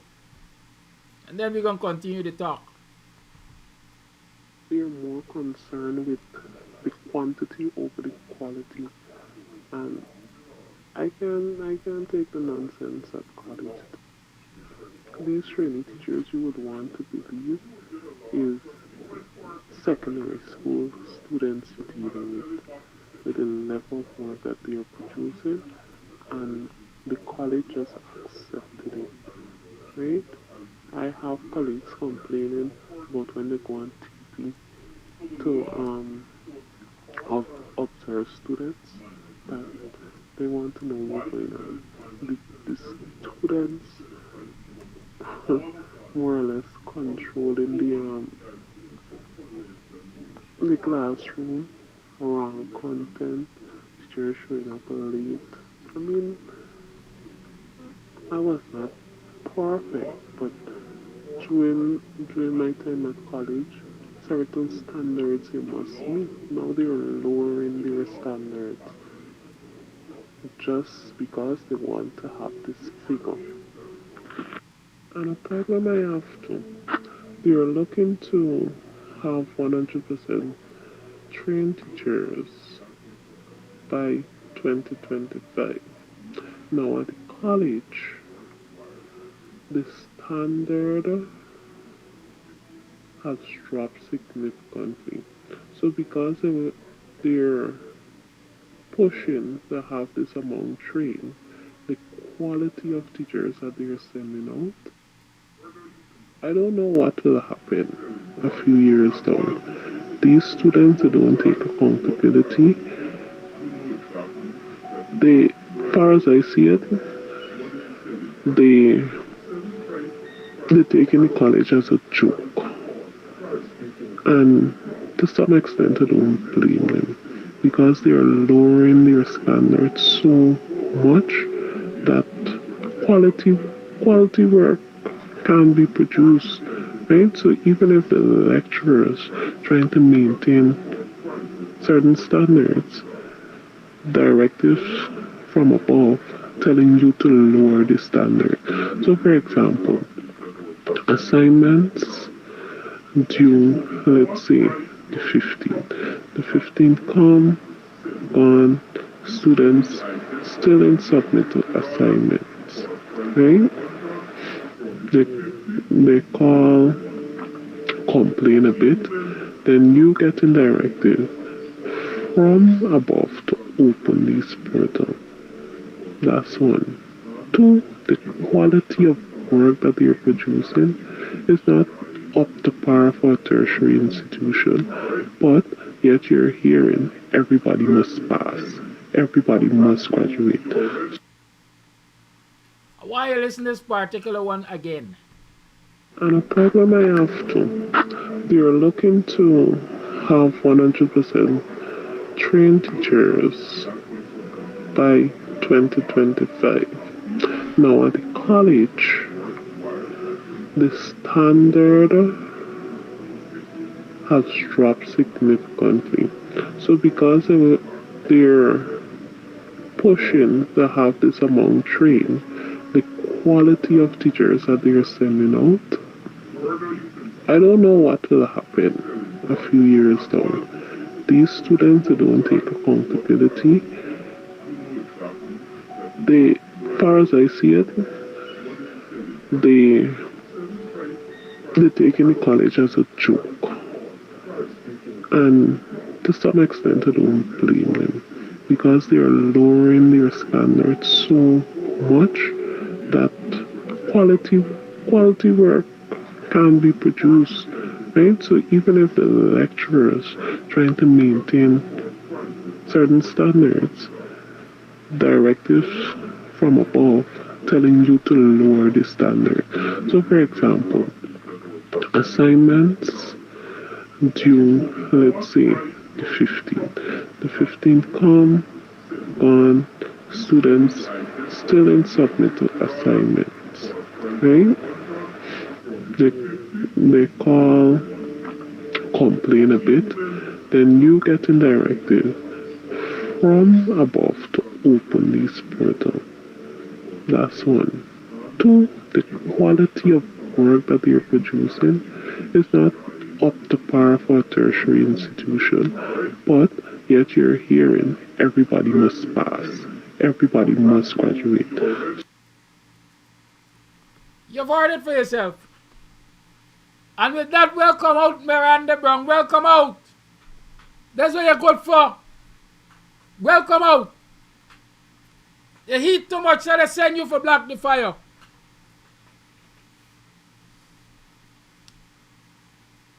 Tell Priya fix it. That's the only recommendation. Tell Priya fix it. You cannot have quality output when your only focus is on quantity. And Priya is so dumb she doesn't understand that if she puts out or puts into the classrooms poorly trained teachers, then it affects the entire education system, because the children themselves will suffer as a result of that. Examiners from CPC are turning up at schools to examine trainee teachers doing teaching practice.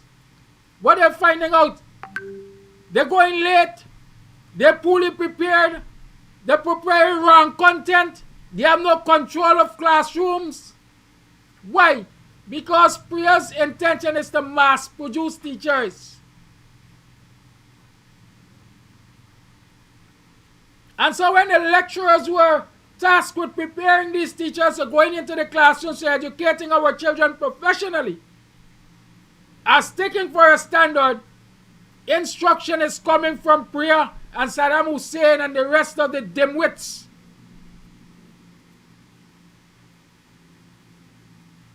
Down to the management and staff at CPC to lower the standards, because no child, no trainee teacher must fail. No trainee teacher must fail. And so bring the standards down to the wire. And when you put out some poorly trained teachers and they go into the classroom, what are they transferring to the children? The same lack of knowledge that they got.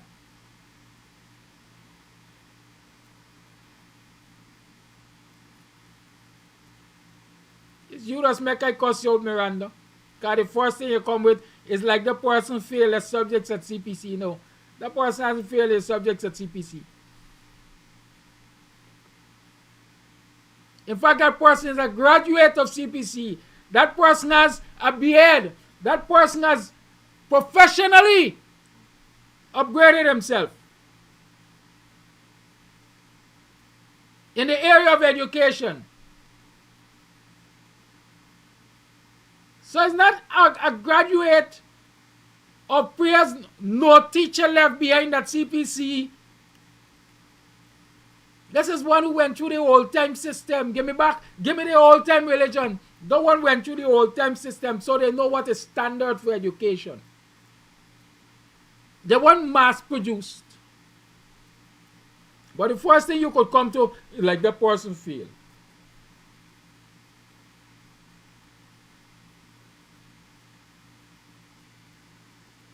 Let us deal with the issue. The issue is Priya doesn't know her head from her tail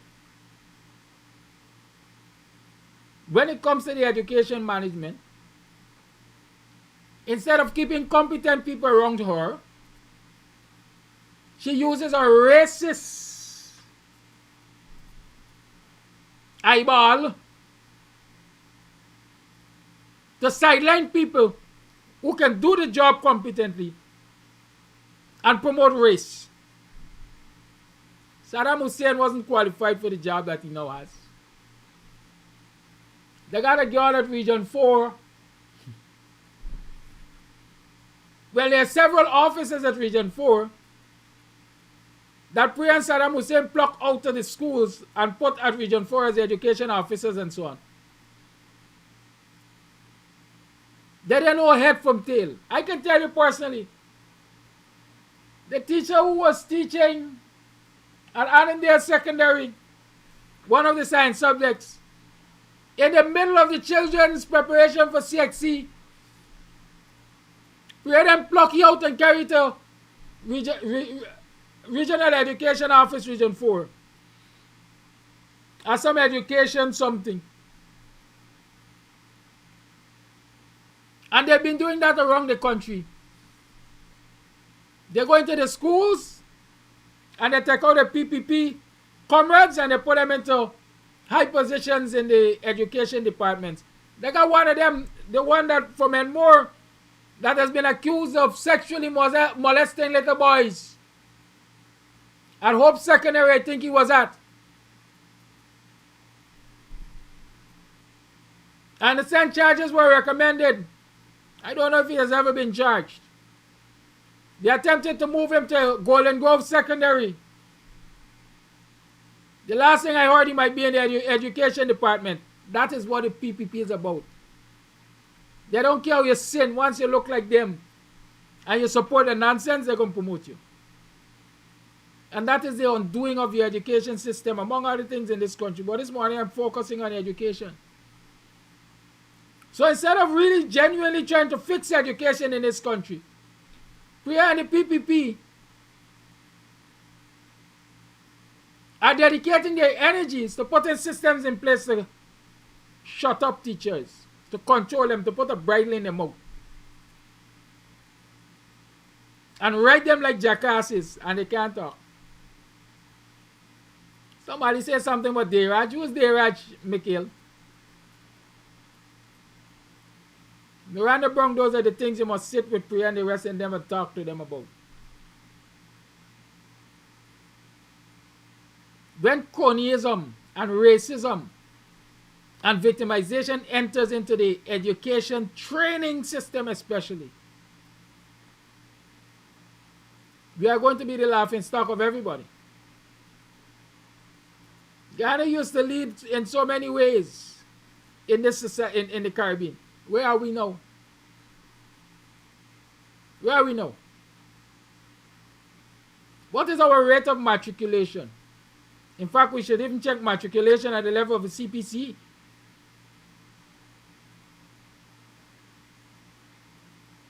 Look at the textbooks that they're printing.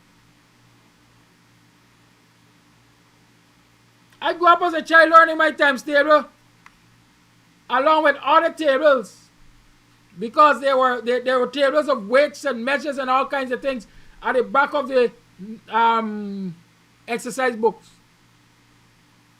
Now if one of my children were to pick up an exercise book, they're going to learn 3 12s out of 26 according to the books printed by PRIYA or printed on the watch of PRIYA.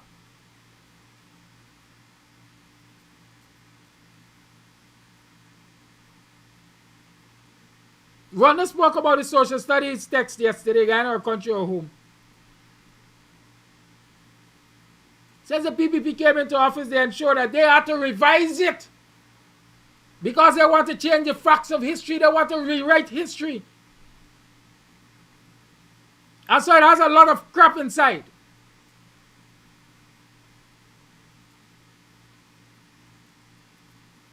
But we are sitting down here and playing politics with our children's education. The likes of Miranda and the others will defend PRIYA because they are PPP alike. They're going to defend Saddam Hussein because he's doing the PPP bidding and he looked like them. But when are we going to step back and look at education as education and the importance of education to nation building? And say to PRIYA, you are unfit for this task. And you have a lot of unfit lieutenants. And you almost go. Give our children a chance. Rebel said, teach the children. Teach the children. Let us prepare people who can teach our children to teach our children. Let us not mass produce teachers. It's not sardines. It's not like bulbs that you can say, well, we cater for 10% that will not function. If you're putting people into our classrooms, all of them must be made to function. All of them must be able to deliver at an optimum level. Content is not the only important aspect of teaching. Methodology is important. Delivery is important.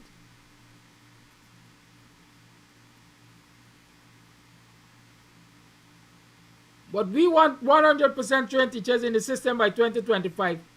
I don't think we have 60% trained teachers in the school system currently. We have a lot of teachers leaving the school system because they're tired of the abuse and the slave labor, the slave wages and salaries. And for that, to achieve our 100% goal, PRIYA says no teacher must be left behind at CPC. No teacher must fail. The lines are open, 6225933. Let's talk about that. Sitira Gal. Can't find a better description for except dunce and incompetent. They're more concerned with the quantity over the quality, and I can take the nonsense at college. These training teachers you would want to believe is secondary school students dealing with the level of work that they are producing, and the college just accepted it, right? I have colleagues complaining about when they go on TP to observe students that they want to know what's going on. The students more or less controlling the Call it live.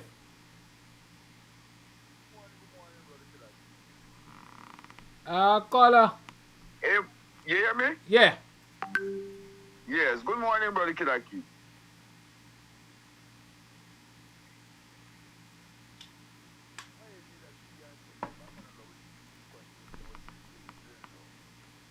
As here where I ask this question, the parents them should get an understanding that if the pressure is applied to teachers in this manner and discrimination is applied to teachers in this manner, is that the children then will be left behind. This one, two.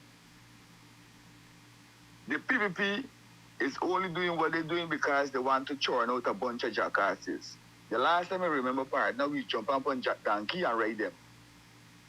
So, now if they churn out a bunch of jackasses, the only expected thing is that people going to do exactly what you tell them to do because they can't think for themselves.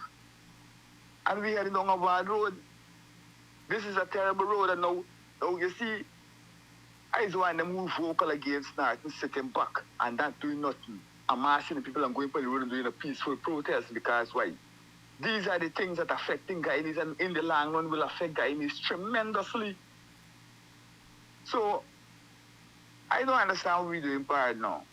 I ain't get a piece at all. I ain't get a. And this is my contribution, Kiraki. Thank you for your call. Yeah, man. The lines are open. The lines are open. 6225933 is the number to call. Oh, Ronnie, there's another one. 12-895. That's what I'm talking about. There's a match that I use to corrupt the elections.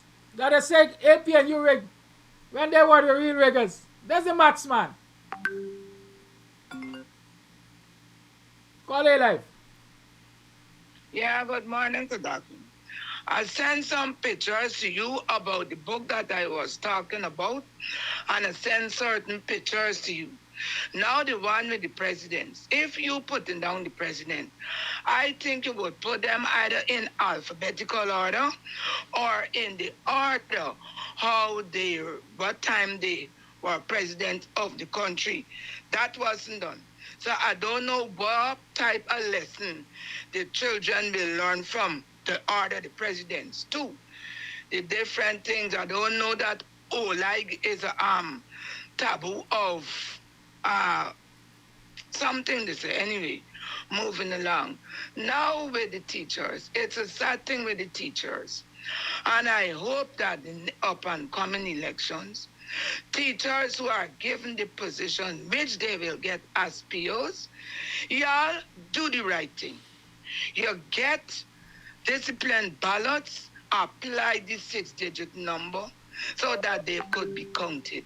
2, teachers, don't say you can't ink your finger so you ain't going to cast a ballot. Because enough of them don't say they enable ink the finger, they ain't cast a ballot. 3, all teachers with what is going on must make up their minds to be very patriotic at another election.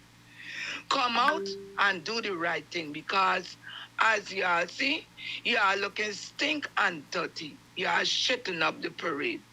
Because if y'all were focused and y'all had done the right thing, these atrocities would not have been hurled smack jack in your faces. Now when you got children to teach, nursery school, the teacher is going to college. Child going to school, they will have a teacher. Now the teacher going to college, the teacher got to focus on their education and not the children. They would say, oh, the other teachers must take up the slack. Uncle, that you know. You going and upgrade yourself. People going to say, you're good, you're going to go. All right, look you now with this, going this visa story. However, you are quite certain you're seeing the pluses and the nots were coming up. Now the teacher is going to she going or we going and upgrade, and the class left in. Boy, you're going to help you, girl going to help you. And those children are left without proper tuition. Sometimes the child go into the primary school with the same type of thing teacher got for go college, teacher going to university. The secondary school might got teachers going off to university. So that child, natural school life, the child had a good many years where they had teacher neglect. Now, when the child come up with what Priya is saying, no child left behind, you see how the child educational life has been robbed. The child might end up through some means, end up getting little subjects at CXC. But because of the child's inability to have proper teaching throughout the child's educational life, the child growing up and going out into the world of work, you see the type of child that is going out there? A child who may go out and may not be able to grasp and comprehend the fine things that make a better quality for the child to live. Now look, you got a lot of contractors, a lot of engineers. Imagine you building a school building to house a number of children with this climatic condition of sheer heat. You, in your bed, you sleep in your perspiring at night because the place is in cooling down. And you're going to build a school to house children with a solid Eastern concrete wall, not even a proper vent block to house children, natural light.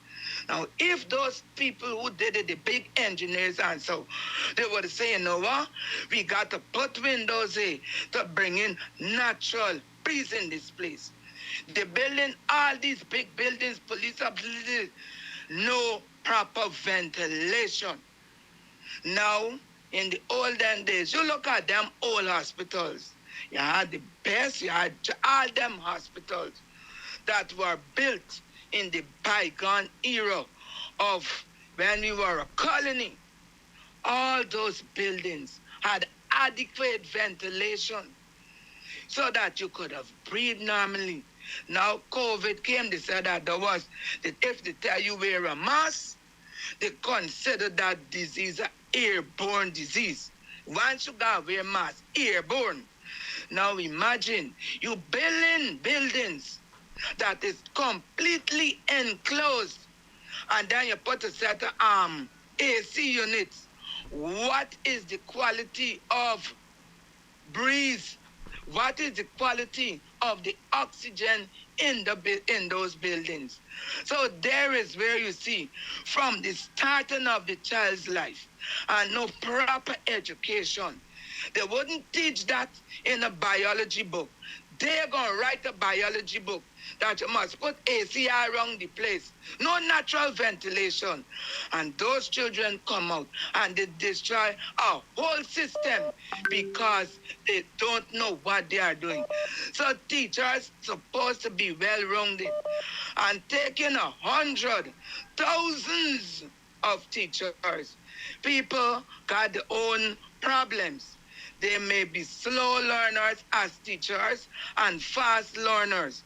And for those who are slow, they will need more time. And when you got a math, as you have said, you cannot sit with a weak teacher and build the teacher. But you're going to say the teacher pass. And when the teacher goes out into the classroom, the teacher cannot function. And this is what this continuous installed regime is doing. They are not only destroying one set of people, they're destroying all the persons. Because when a teacher stands up to a chalkboard and can't deliver, and children now who are grass and more ahead than the older people in technology will have to pull that teacher down. There is where the iPass will come to the teacher in the classroom. And you know, children does run with things. So I am sorry for them. And some of them, the elder ones who did what they did, cast it on them. And I believe that the teachers should be allowed to complete certain training before stepping into a classroom. Because the government wouldn't take a man or a woman off the road and put them at the station as a sergeant and then say, as you're in the station as the sergeant, you're going to go to police classroom and learn to be a constable. And that should be in all the functions of public servants. You go on the job well equipped. If you can't go on the job as an equipped teacher, I don't think that you should be allowed into the profession, because you ain't only doing injustice to yourself, you're doing injustice to the children who you have to prepare for a life. Bye-bye. Thank you for your call, Rondo. Voice note. Good morning, Brother Kadaki. This is not for the show, so just in case I call back. That is not for the show. Thank you for the heads up early. Voice note. Greetings. Same thing I've been talking. You apply for land how much years now? Every year you come back in the country, you're going to Ministry of Housing. They're telling you them ain't ready yet. This has been going on from since 2012. We're in 2023. All the big millionaires and their friends and all the outside people them getting all kind of lands.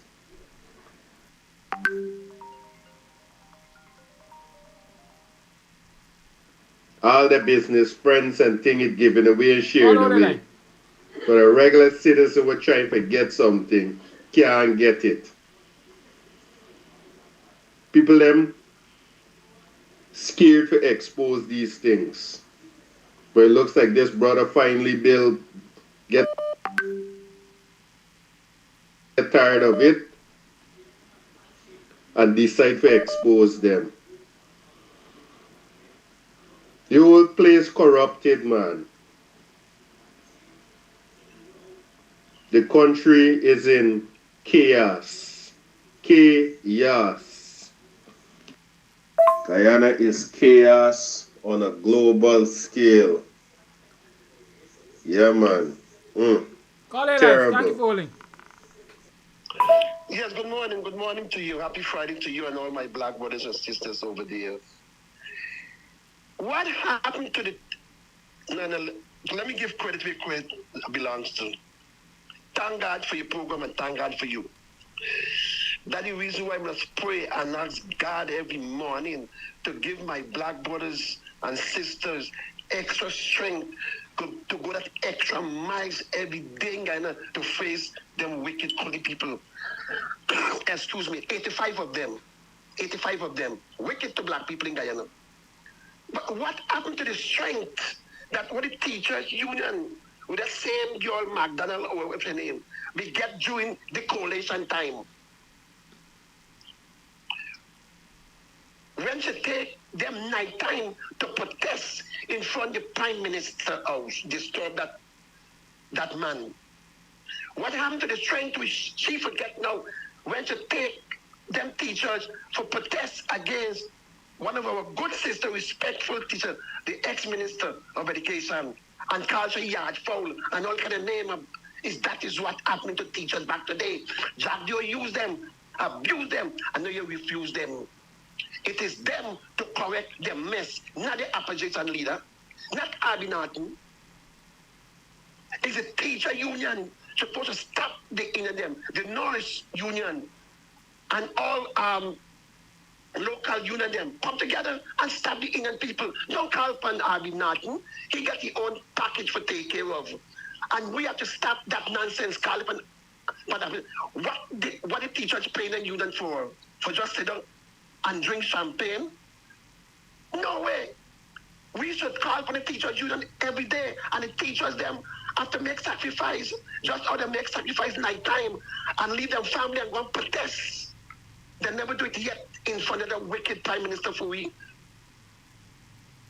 It's the teachers them never take it. It's the teachers them feeling it. And Jack Dio them study that. They're pressuring the teachers them today so they could leave Guyana and they could bring in teachers from where? Bangladesh, India. So come next election, they're going to say that because they're going to vote for them. Is that we do all this about pressure? It's a game they're playing. And teachers got to stand up for them right. It's a medication they're playing with. It's teachers got to send a message, not opposition leader. So we must stop calling upon opportunity leader. We got to be our own leader to protect our family and our home and our children education. Parents could gang up in front and keep them children away from school too and send a message. What I wanted to say, I can't say because I don't want it all of the time, man. But it's time for all the union come together and shut the country down. Shut it down. You guys have the power to do that. But no. You see, you take Jack your money and you get your name in the black book. This is the only program talking the truth and explain what they plan to do, what they do. When Mark asked Mr. David Granger to tell black people what the president tell him when he hand over the key, he said no, something was got left in the hula or some nonsense. But Eva Flash Garden said, Eva the fat boy tell him, thank you to make me president. Because the fat guy know that is David going to make him president with black man vote. I'm leaving that this weekend with black people. David going to make that fat boy that make him mashing up black man. Why you believe the Cody boy said black man a fool because of what Granger did? Thank you very much for your time. Have a lovely weekend. Thank you for your call. The lines remain open. 6225933 is the number to call. You tune to the Guyanese Morning Time. I posted the link to Eventbrite on the Kams TV page. The link is there. And so you can go there and indicate your intent to attend our meetup at Crave Cafe. T-shirts, you can also pre-order t-shirts. You can inbox me and pre-order your t-shirts, especially by size and color. And so that we will know what we're bringing down there to Washington for you guys. Alright, keep that in mind. But the reality is, sometimes you can't wait on unions and leaders of this and leaders of that. Sometimes you have to stand up for your own right. And I don't know when Guyanese are going to learn that, but that's what I'm saying. We have to stand up for our own right. We have to learn that. Call A Live, good morning. Morning. Before I go to what I want to go to, let me address Rhonda a little bit about air conditioning, place spaces and bad disease and stuff flying around. I've been doing this thing since 1989. This is my fourth country. And one of the best things I love with air condition, the job, is air quality control management. You see those same mini splits that we got home? Putting that in medical facility is the worst thing to do. That's the worst thing to do because your building is sealed and there's no way you could bring air in or take air out. Each building or space supposed to accommodate a certain amount of carbon dioxide, and as soon as that carbon dioxide reaches a certain level, certain part, it will open vents and send that bad air out. Number two, we mix the fresh air, the conditioned air with fresh air from outside. That is what we do. We bring them in.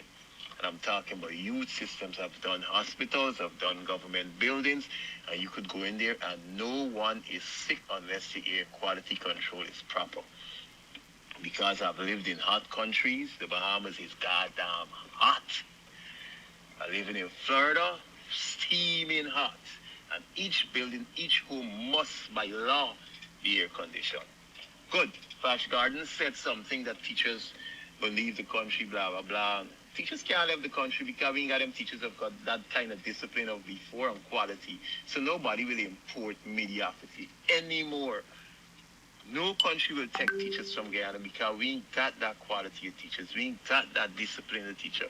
And we could even go down to discipline. We ain't got the discipline of people anymore that we could say we're going to export them.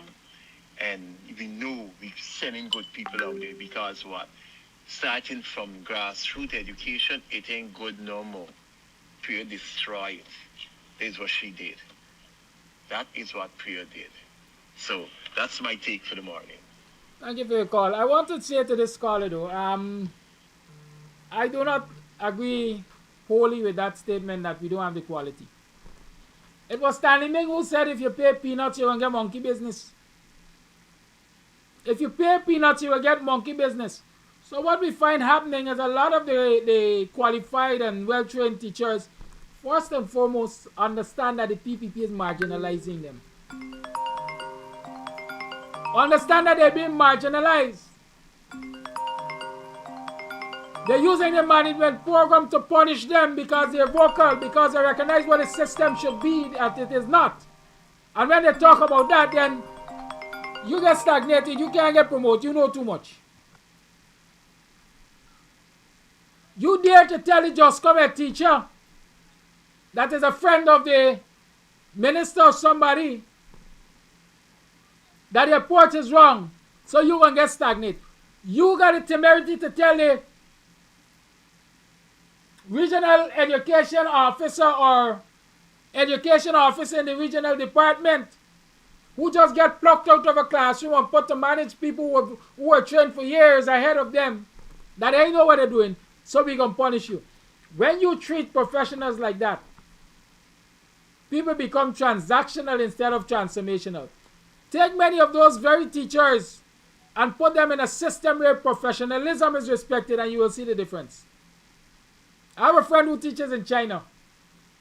He said, Kidaki, all the training I get through CPC and the University of Guyana in the area of education, I never use a quarter of it in Guyana.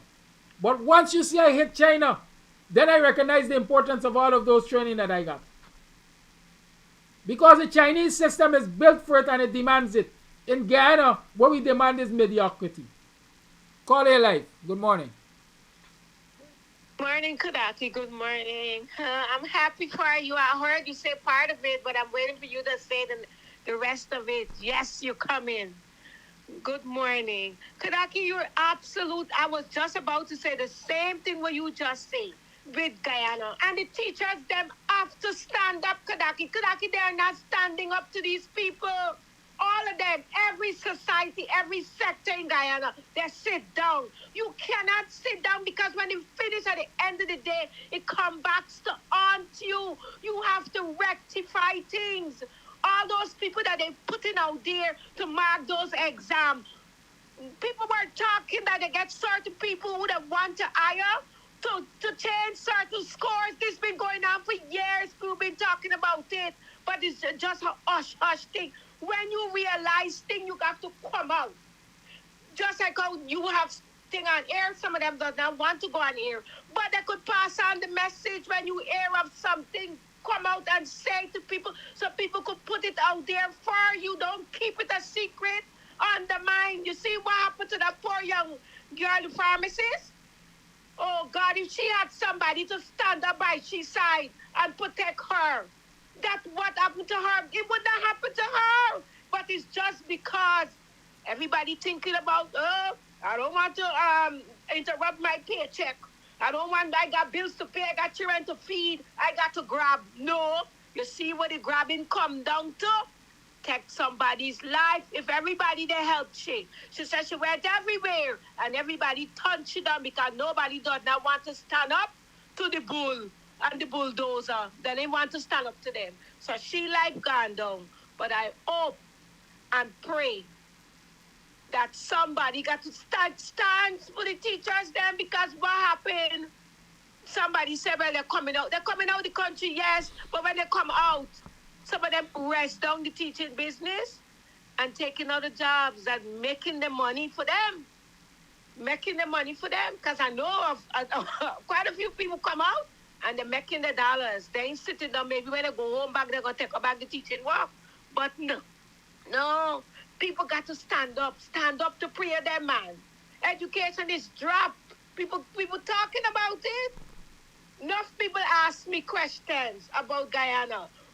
White man asked me, said, what happened with Guyana, man? Look how much people used to come out in big scholar, big scores. What happened? I said, sir, I don't know. You got to Google and go on the Google in and see what's going on in Guyana. Because Guyana getting from bad to worse. And exactly everybody sees. I mean, that house thing, the man is right. They ain't giving me nothing. We cannot get no land. It's only the bigger friends and upper class people getting the lands. We ain't get nothing for get because we pay for that and see we Guyanese born, but people shelling out big dollars. Big dollars. As I'm telling you, the young lady told me, she said she got land in Guyana and she's a born American. Born American and she got land in Guyana there. And me and you ain't get nothing. We can't get. Kadaki, you have a blessed day. Thank you for your call. I see Miranda Brown telling me I contradicting myself. No, Miranda. That is why sometimes I believe you're a product of Priya's No Child Left Behind. I didn't contradict myself. I've established to you that the quality of teacher training that was given prior to Priya and prior to the PPP, quite frankly, is far superior than we're getting now. The call is saying we ain't got quality teachers in this country. I am saying that there are lots of quality teachers in this country. I didn't say they were trained under Priya. Any teacher at my age or older would have been trained under Priya? I doubt it. I really doubt it. There have to be some very late starters. So Miranda, don't look for something to rescue you, girl. I've said what I've said and I stand by it. Call all your line. I got a voice note I want to play. Live or hold the line, you're saying? Hold the line, please. I'm playing a voice note. Okay. Okay, go ahead. Good morning, Kadaki and listeners. Kadaki, the PPP has never been known to place emphasis on education. I'm going to give you a particular experience. Years ago, there was an institution by the name of the Guyana Women's Leadership Institute. It's situated in Coven John. Now, that was a collaboration between the United Nations and the Ministry of Education. Things went well for at least one semester. Then came Minister Chandapal at the time. She is the one who started to destroy the institution by speaking about black students dominating the scene and the inability for some of the students to grasp what was taking place. The fact of the matter is that as far as she was concerned, a black student like me heading to the top was not right. So what she did is she started to introduce the racist approach in the whole thing. Eventually what happened is that that school was destroyed, or I should say the standard of the school was destroyed, right? Again, I say PPP does not have regard for education. Take a look at this. That No Child Left Behind program, again I will say, all it did was to teach students to see bling, guns, money, and drugs are part of the things that make you a person of relevance. Now, the spin-off effect for that is that a lot of persons do not stick to issues. We see it every time there's a program. They either resort to blaming or they take a defensive stance without really looking at the issue involved, right? That's the reason why we have a lot of Mirandas in the place, right? Because they don't stick to the issue. They're all over the place, right? That is the spin-off effect of the No Child Left Behind program.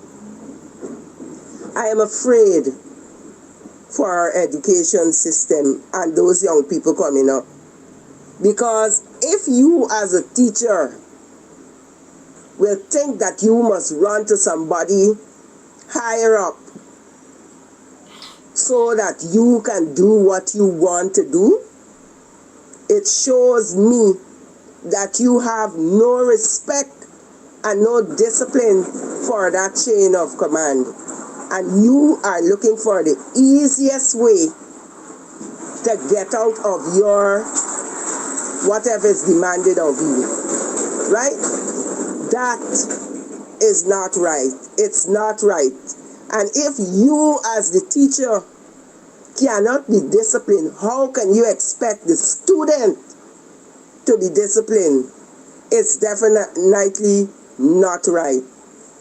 Now, I want to make a small comment diverting a bit. Right?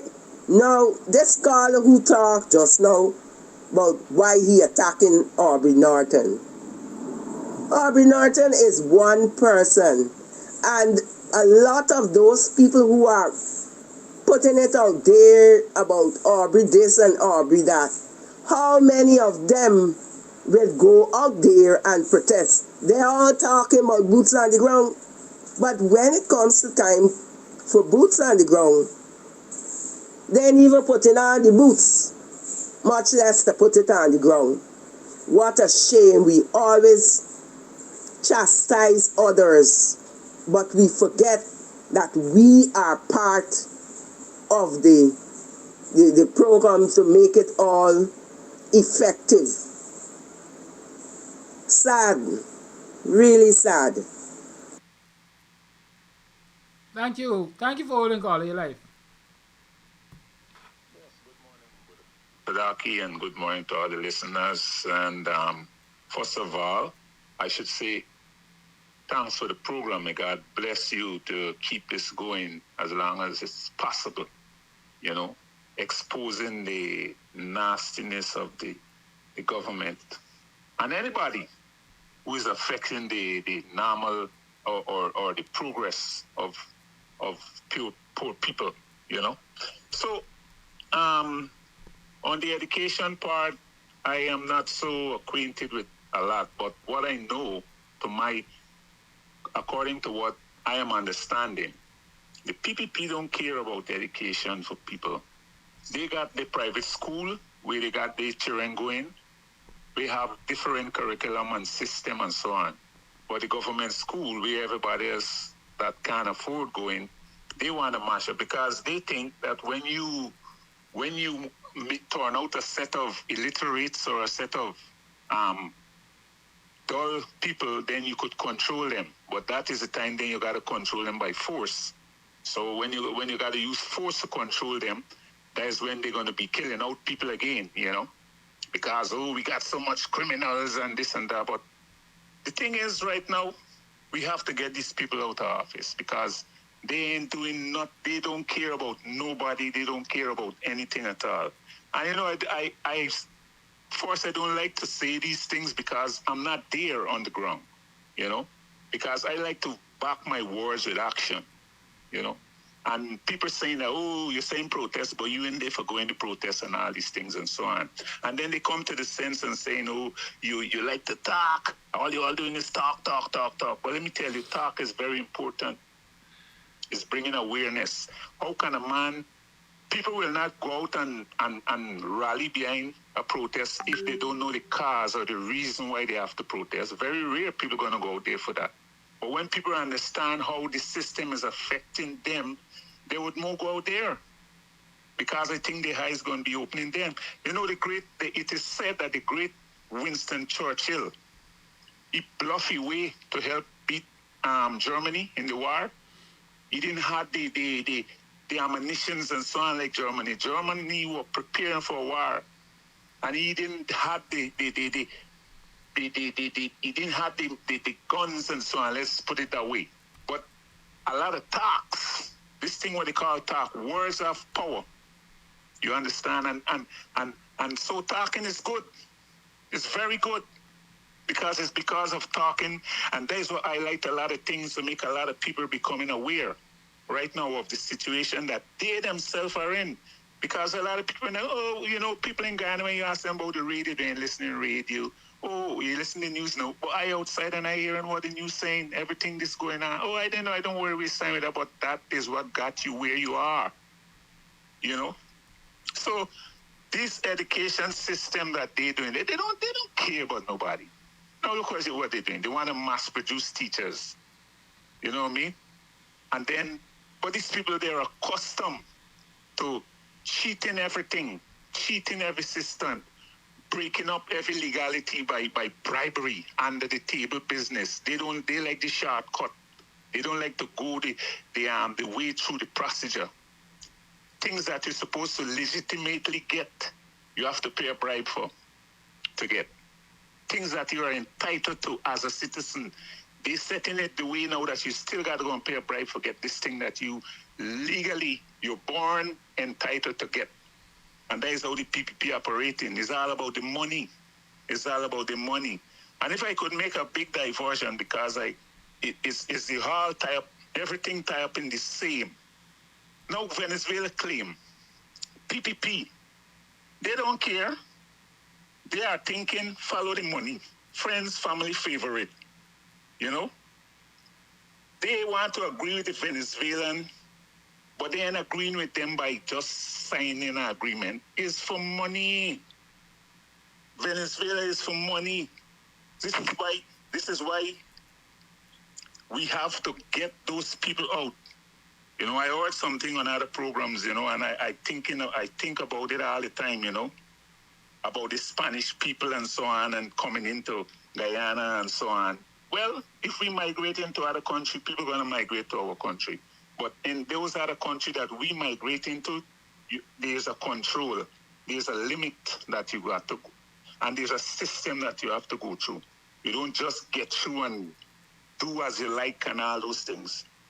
But as far as those slaves, those things, you know, he cited an instant where Ukraine and Russia, where Russia claiming that, oh, all those Russian citizens that living in Ukraine is being marginalized and they're treating them badly. That's why Russia going into Ukraine. So he's citing something like, so many Venezuelans over here. Next thing you know, Chavez, Maduro gonna say, oh, they're treating me Venezuelan badly and we got to go in to get our people. And so, you know, but the PPP now, on the hand, they don't care because they're getting money. Now they want to give Venezuela a route, a free pass through our waters to go out to the sea. Why? They got the Orinoco. They don't need us to do that. Why we got to give them a free pass? Oh, you know, it's what passing there? It's the pass to make the cocaine more easily coming into Guyana so that they could get more money. The PPP government I'm talking about. Remember the 11,000 kilograms of what they find way up in Belgium or somewhere that side? Well, they want more like that to pass, but they're making it easier. So now, between we and Venezuela, it could pass easier because they get them a route for pass through. You got to watch these people. They're starting and saying things, but they have one intention in mind is the money. The money. And you know, I just pray that one time, I hope that in Guyana, when you're a public official, when you have to answer to the public, if you lie to them like parliamentarian and member of government and all those things, when you lie to the public, I pray that you get a law that would bring you before the justice system, before they should get a law that will bring you to face consequences for lying to the public. Yes. I don't know if they have that law in Guyana, you know. So this thing we're going on is not good. It's not good. We have to get these people out. We can't wait until 2025. People got to understand this thing ain't now come right down to the people. It's people power got to work here right now. I hope the day when that happens, I could be there. I hope. It's people power. Got to get them out. You got to dash these people out. Because I understand something now. I hear something. Give me 2 minutes more or less. I hear something about these oil blocks. Now, just like how you could go to geology and mines and you apply for a claim, right? With the oil blocks now, I don't know if it's Geology and Mines or Ministry of Energy and Natural Resources, wherever they go and you apply for a block, right?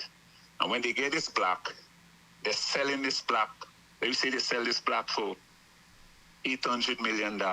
And then in the agreement, they're going to make that the sales agreement, I have to get $1 on every barrel of oil that produce after this block has been sold to whoever buy it, right? So let me say these blocks now producing 150,000 barrels a day. There's a money that coming into the person, the previous owner of the block who sell it. They get in the money, plus the sale price what they get for it. And so these people, because they're getting this kind of money and this kind of thing, they don't care about you at the bottom, friends, family, and favorite. And that's how they intend to run this country and govern this country. But we should follow them and jail them. When the time comes, follow the money and jail these people. Yeah, we should do it. Anyway, thanks for your time, and I hope that your visit to the United States will be a very productive one for us. Thank you, and God bless you. Bye. Thank you. I want to tell you all something I noticed in the bidding for oil blocks the other day. Let me start by saying I don't know the young ladies, but there's perhaps one Guyanese firm that took part in the bidding. I can't remember if it's the only Guyanese firm that took part in the bidding, but definitely it's maybe the only group of African Guyanese who took part in the bidding. I think the group is called CISPRO. Those of you who have been following it, you can tell me if I'm right. CISPRO. From what I read and I recognize, CISPRO is a group, it's like an all-female investment group. They're going to get their financing from the what's the name? New Haven, I think, Merchant Bank.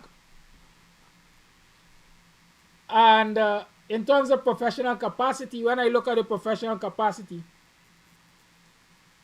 maybe 90% of the people that will work with them are people who were associated with Exxon. You know what I'm thinking? You know what I'm thinking? Exxon got another surrogate in the race. That's only my thoughts. But a lot of people might miss it.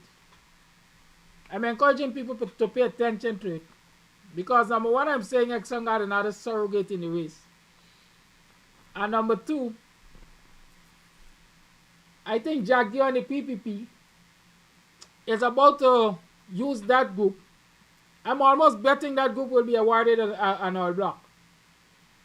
Because they will use the award of that oil block to that group to say, well, they can't argue now and say not one African Guyanese individual or organization has been granted an oil block.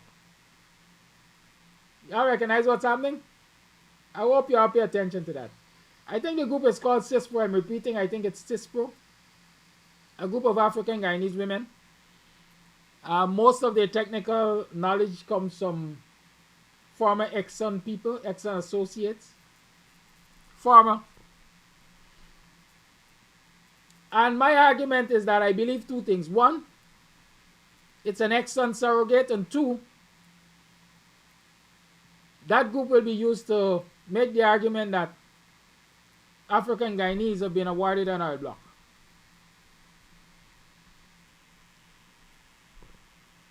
In this country, a lot of people don't do investigative journalism.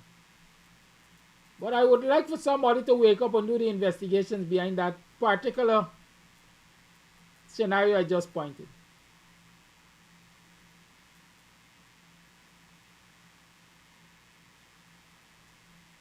Because in order to counter the apartheid and racist claim and victimization claim, the PPP has been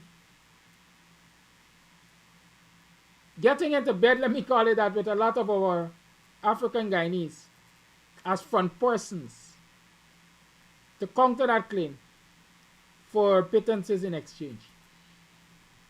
Because in the oil industry, even with pittance, is big money for a lot of us, right?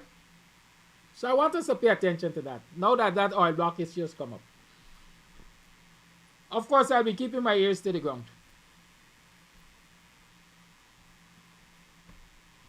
I got a voice note to play. It's approaching the 9 o'clock hour. It's 30 minutes to 9.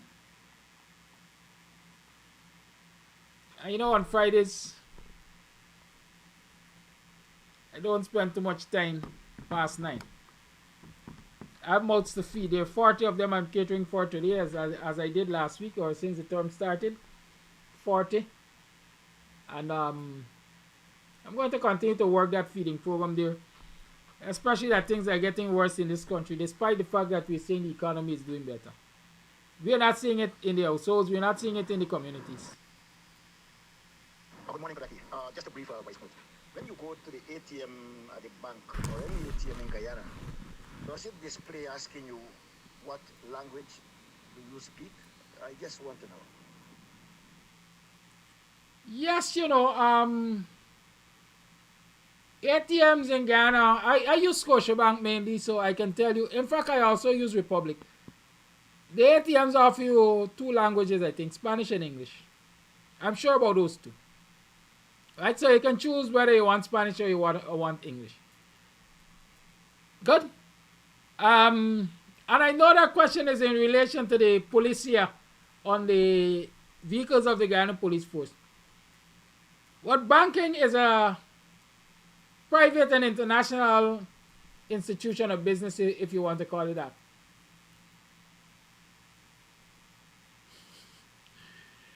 Right? So the bankers have a right to do that. But I'm not sure that if I go to Trinidad, I will see a police vehicle marked Policia, or Jamaica, or even in the US. Because their first language is English language, like Guyana's is. And so one would expect that even people coming to Guyana, foreign language speakers, will be able to recognize a police vehicle without it being written on it, Policia. If you have to write Policia on your vehicle to identify yourself to foreigners, then something is wrong. I can't tell you what is wrong, but something is definitely wrong. Caller, you're live. Yes, good morning, Mr. You have less than 10 minutes, Coffee. Yes, thank you. Good morning, all in the Guyanese diaspora and all Guyanese. Very briefly, I just want to remind those of us who reside in the United States that we should write a short letter to our state congressperson, maybe a House of Representatives or the Senate, United States Senate, to say that there have been discrimination in Guyana, not because I'm saying so, but because you sincerely believe so, because you sincerely know so, and you feel that this is an issue of contention, and you would like to raise it to your American elected officials concerning the racism, the discrimination, the human rights violations in your country of birth. You are an American citizen, you're a taxpayer over there, and therefore you have concerns just as Jews have concerns in Israel. Just the same way as Cubans have concern in Cuba. You as an American, you as persons who live in the United States, are also exercising your constitutional right to relate your concerns to your congresspersons. So I just want to say, just take 15 minutes, half an hour, 1-2 paragraph to your representatives to alert them to your concerns, because you are voting and have voted or intend to vote. And you would like people for whom you are voting to at least be sensitized or concerned about your situation as a voter, as a taxpayer in the United States of America. So this is not about people who are standing in Guyana and living in Guyana. I'm talking about those of us who are residing in the United States. You have a constitutional right to exercise that right. And we hope that you will do so that you can be more participatory in how you help to bring about democratic change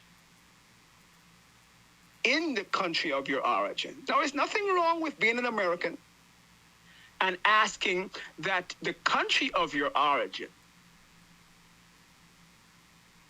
is being looked after properly on human rights. Jews do it all the time for Israel, Palestine. People do it all the time for Korea, China. Every day you hear it in the news for Ukraine. So what's so different about you as an African Guyanese American? Okay, so that's your right. And I just want us to understand our position as an American citizen, for those of you who are, or for those of you who have a green card. I'd be presumptuous to say, and I don't mean to be presumptuous, just don't have the right and want to have changes and not realize that changes are at your fingertips. Just exercise. Once again, thank you for giving me the opportunity to elaborate on that. Thank you for calling. Welcome.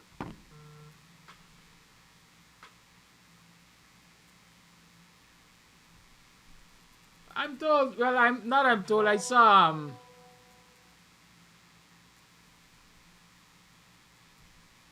I just saw Miranda offering or investigative journalism. I do this program for free, Miranda. You come here every morning and you listen free. Wait for us free now. And the usual thing, when you question certain things, they try to work reverse psychology on you. Well, you don't trust the sisters, you don't trust their abilities. I trust their abilities. I don't trust the system. There's a difference. I will reach out, I will shake their hands, I will say, congratulations, you've done yourself proud. But, where's the backstory? They're professional women, I recognize that. They are professional women. But when you know the society that you're dealing with,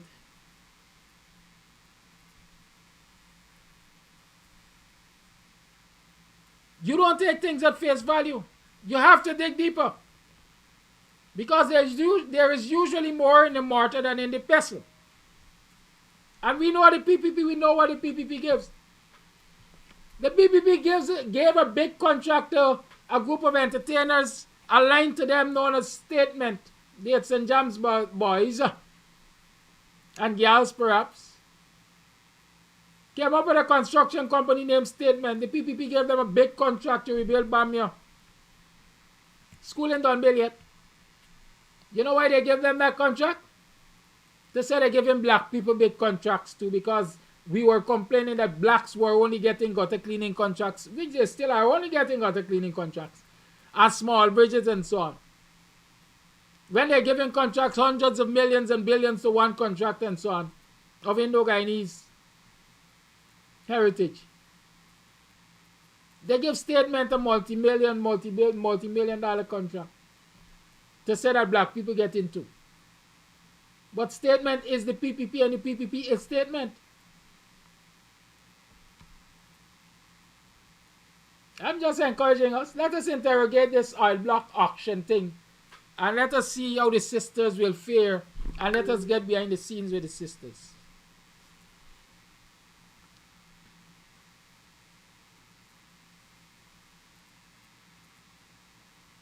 I don't know the brother who was established a merchant bank. But when it was established, a lot of questions were asked.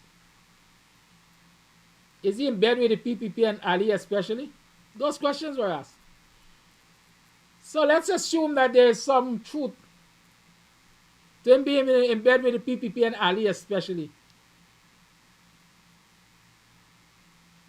Is the PPP and Ali especially banker financing the sisters? What's the relationship?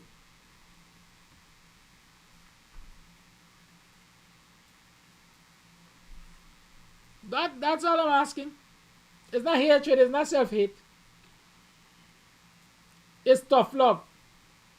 Because if my child comes home with a motor car, I'll ask him where you get it from, boy. Daddy, you buy it, look the evidence, say, congratulations, my son, I'm so proud of you, well done.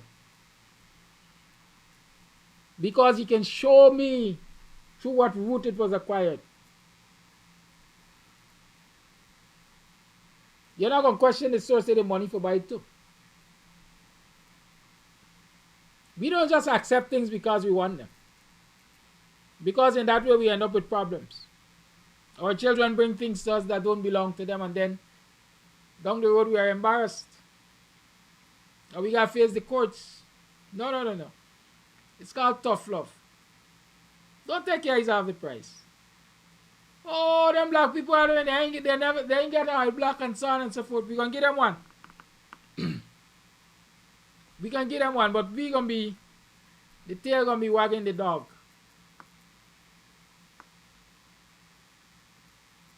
They're going to run the all black, we're going to run things. Right?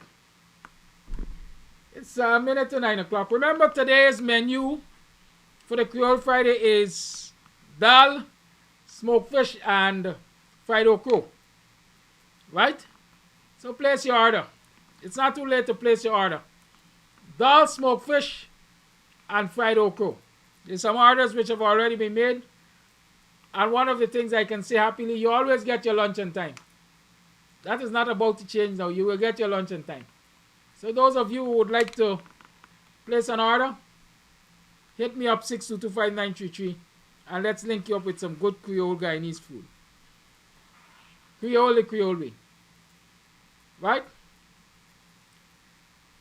Remember, on the 29th, Dr. Hines and I are likely to be at Crave Cafe, 1200 East West Highway, Silver Spring, Maryland, zip code 20910. Check on my page, you're going to see a link to the Eventbrite, and you can indicate there on the Eventbrite.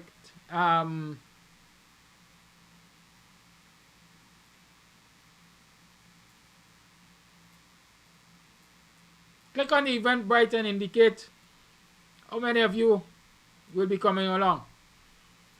Right? You don't necessarily have to put in all of the additional information if you don't want it. Just indicate, let's know how many of you are coming along so that the bar can be stocked well enough for you and there can be adequate refreshments there for you. In the meantime, let Tony Rebel remind you, teach your children. Yeah, you know. Fancy little words I am out in the meditation of your heart. Be acceptable. Or else you know that you're going to be responsible. Sin. And I say you find yourself with the instrument of influence, use it in a positive sense, or else you're going to pay the consequence. Rebel speaks again.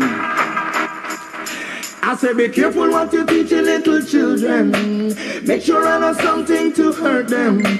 Mind what you say to my sister. She could be the next prime minister. I say, if you watch what you saying to me, daughter, cause in the long run, she could be your doctor. Oh, you fi mention that to me, son, Dan. I mean, I want a little boy fit on a gunman. Still you never listen, your ears must be missing.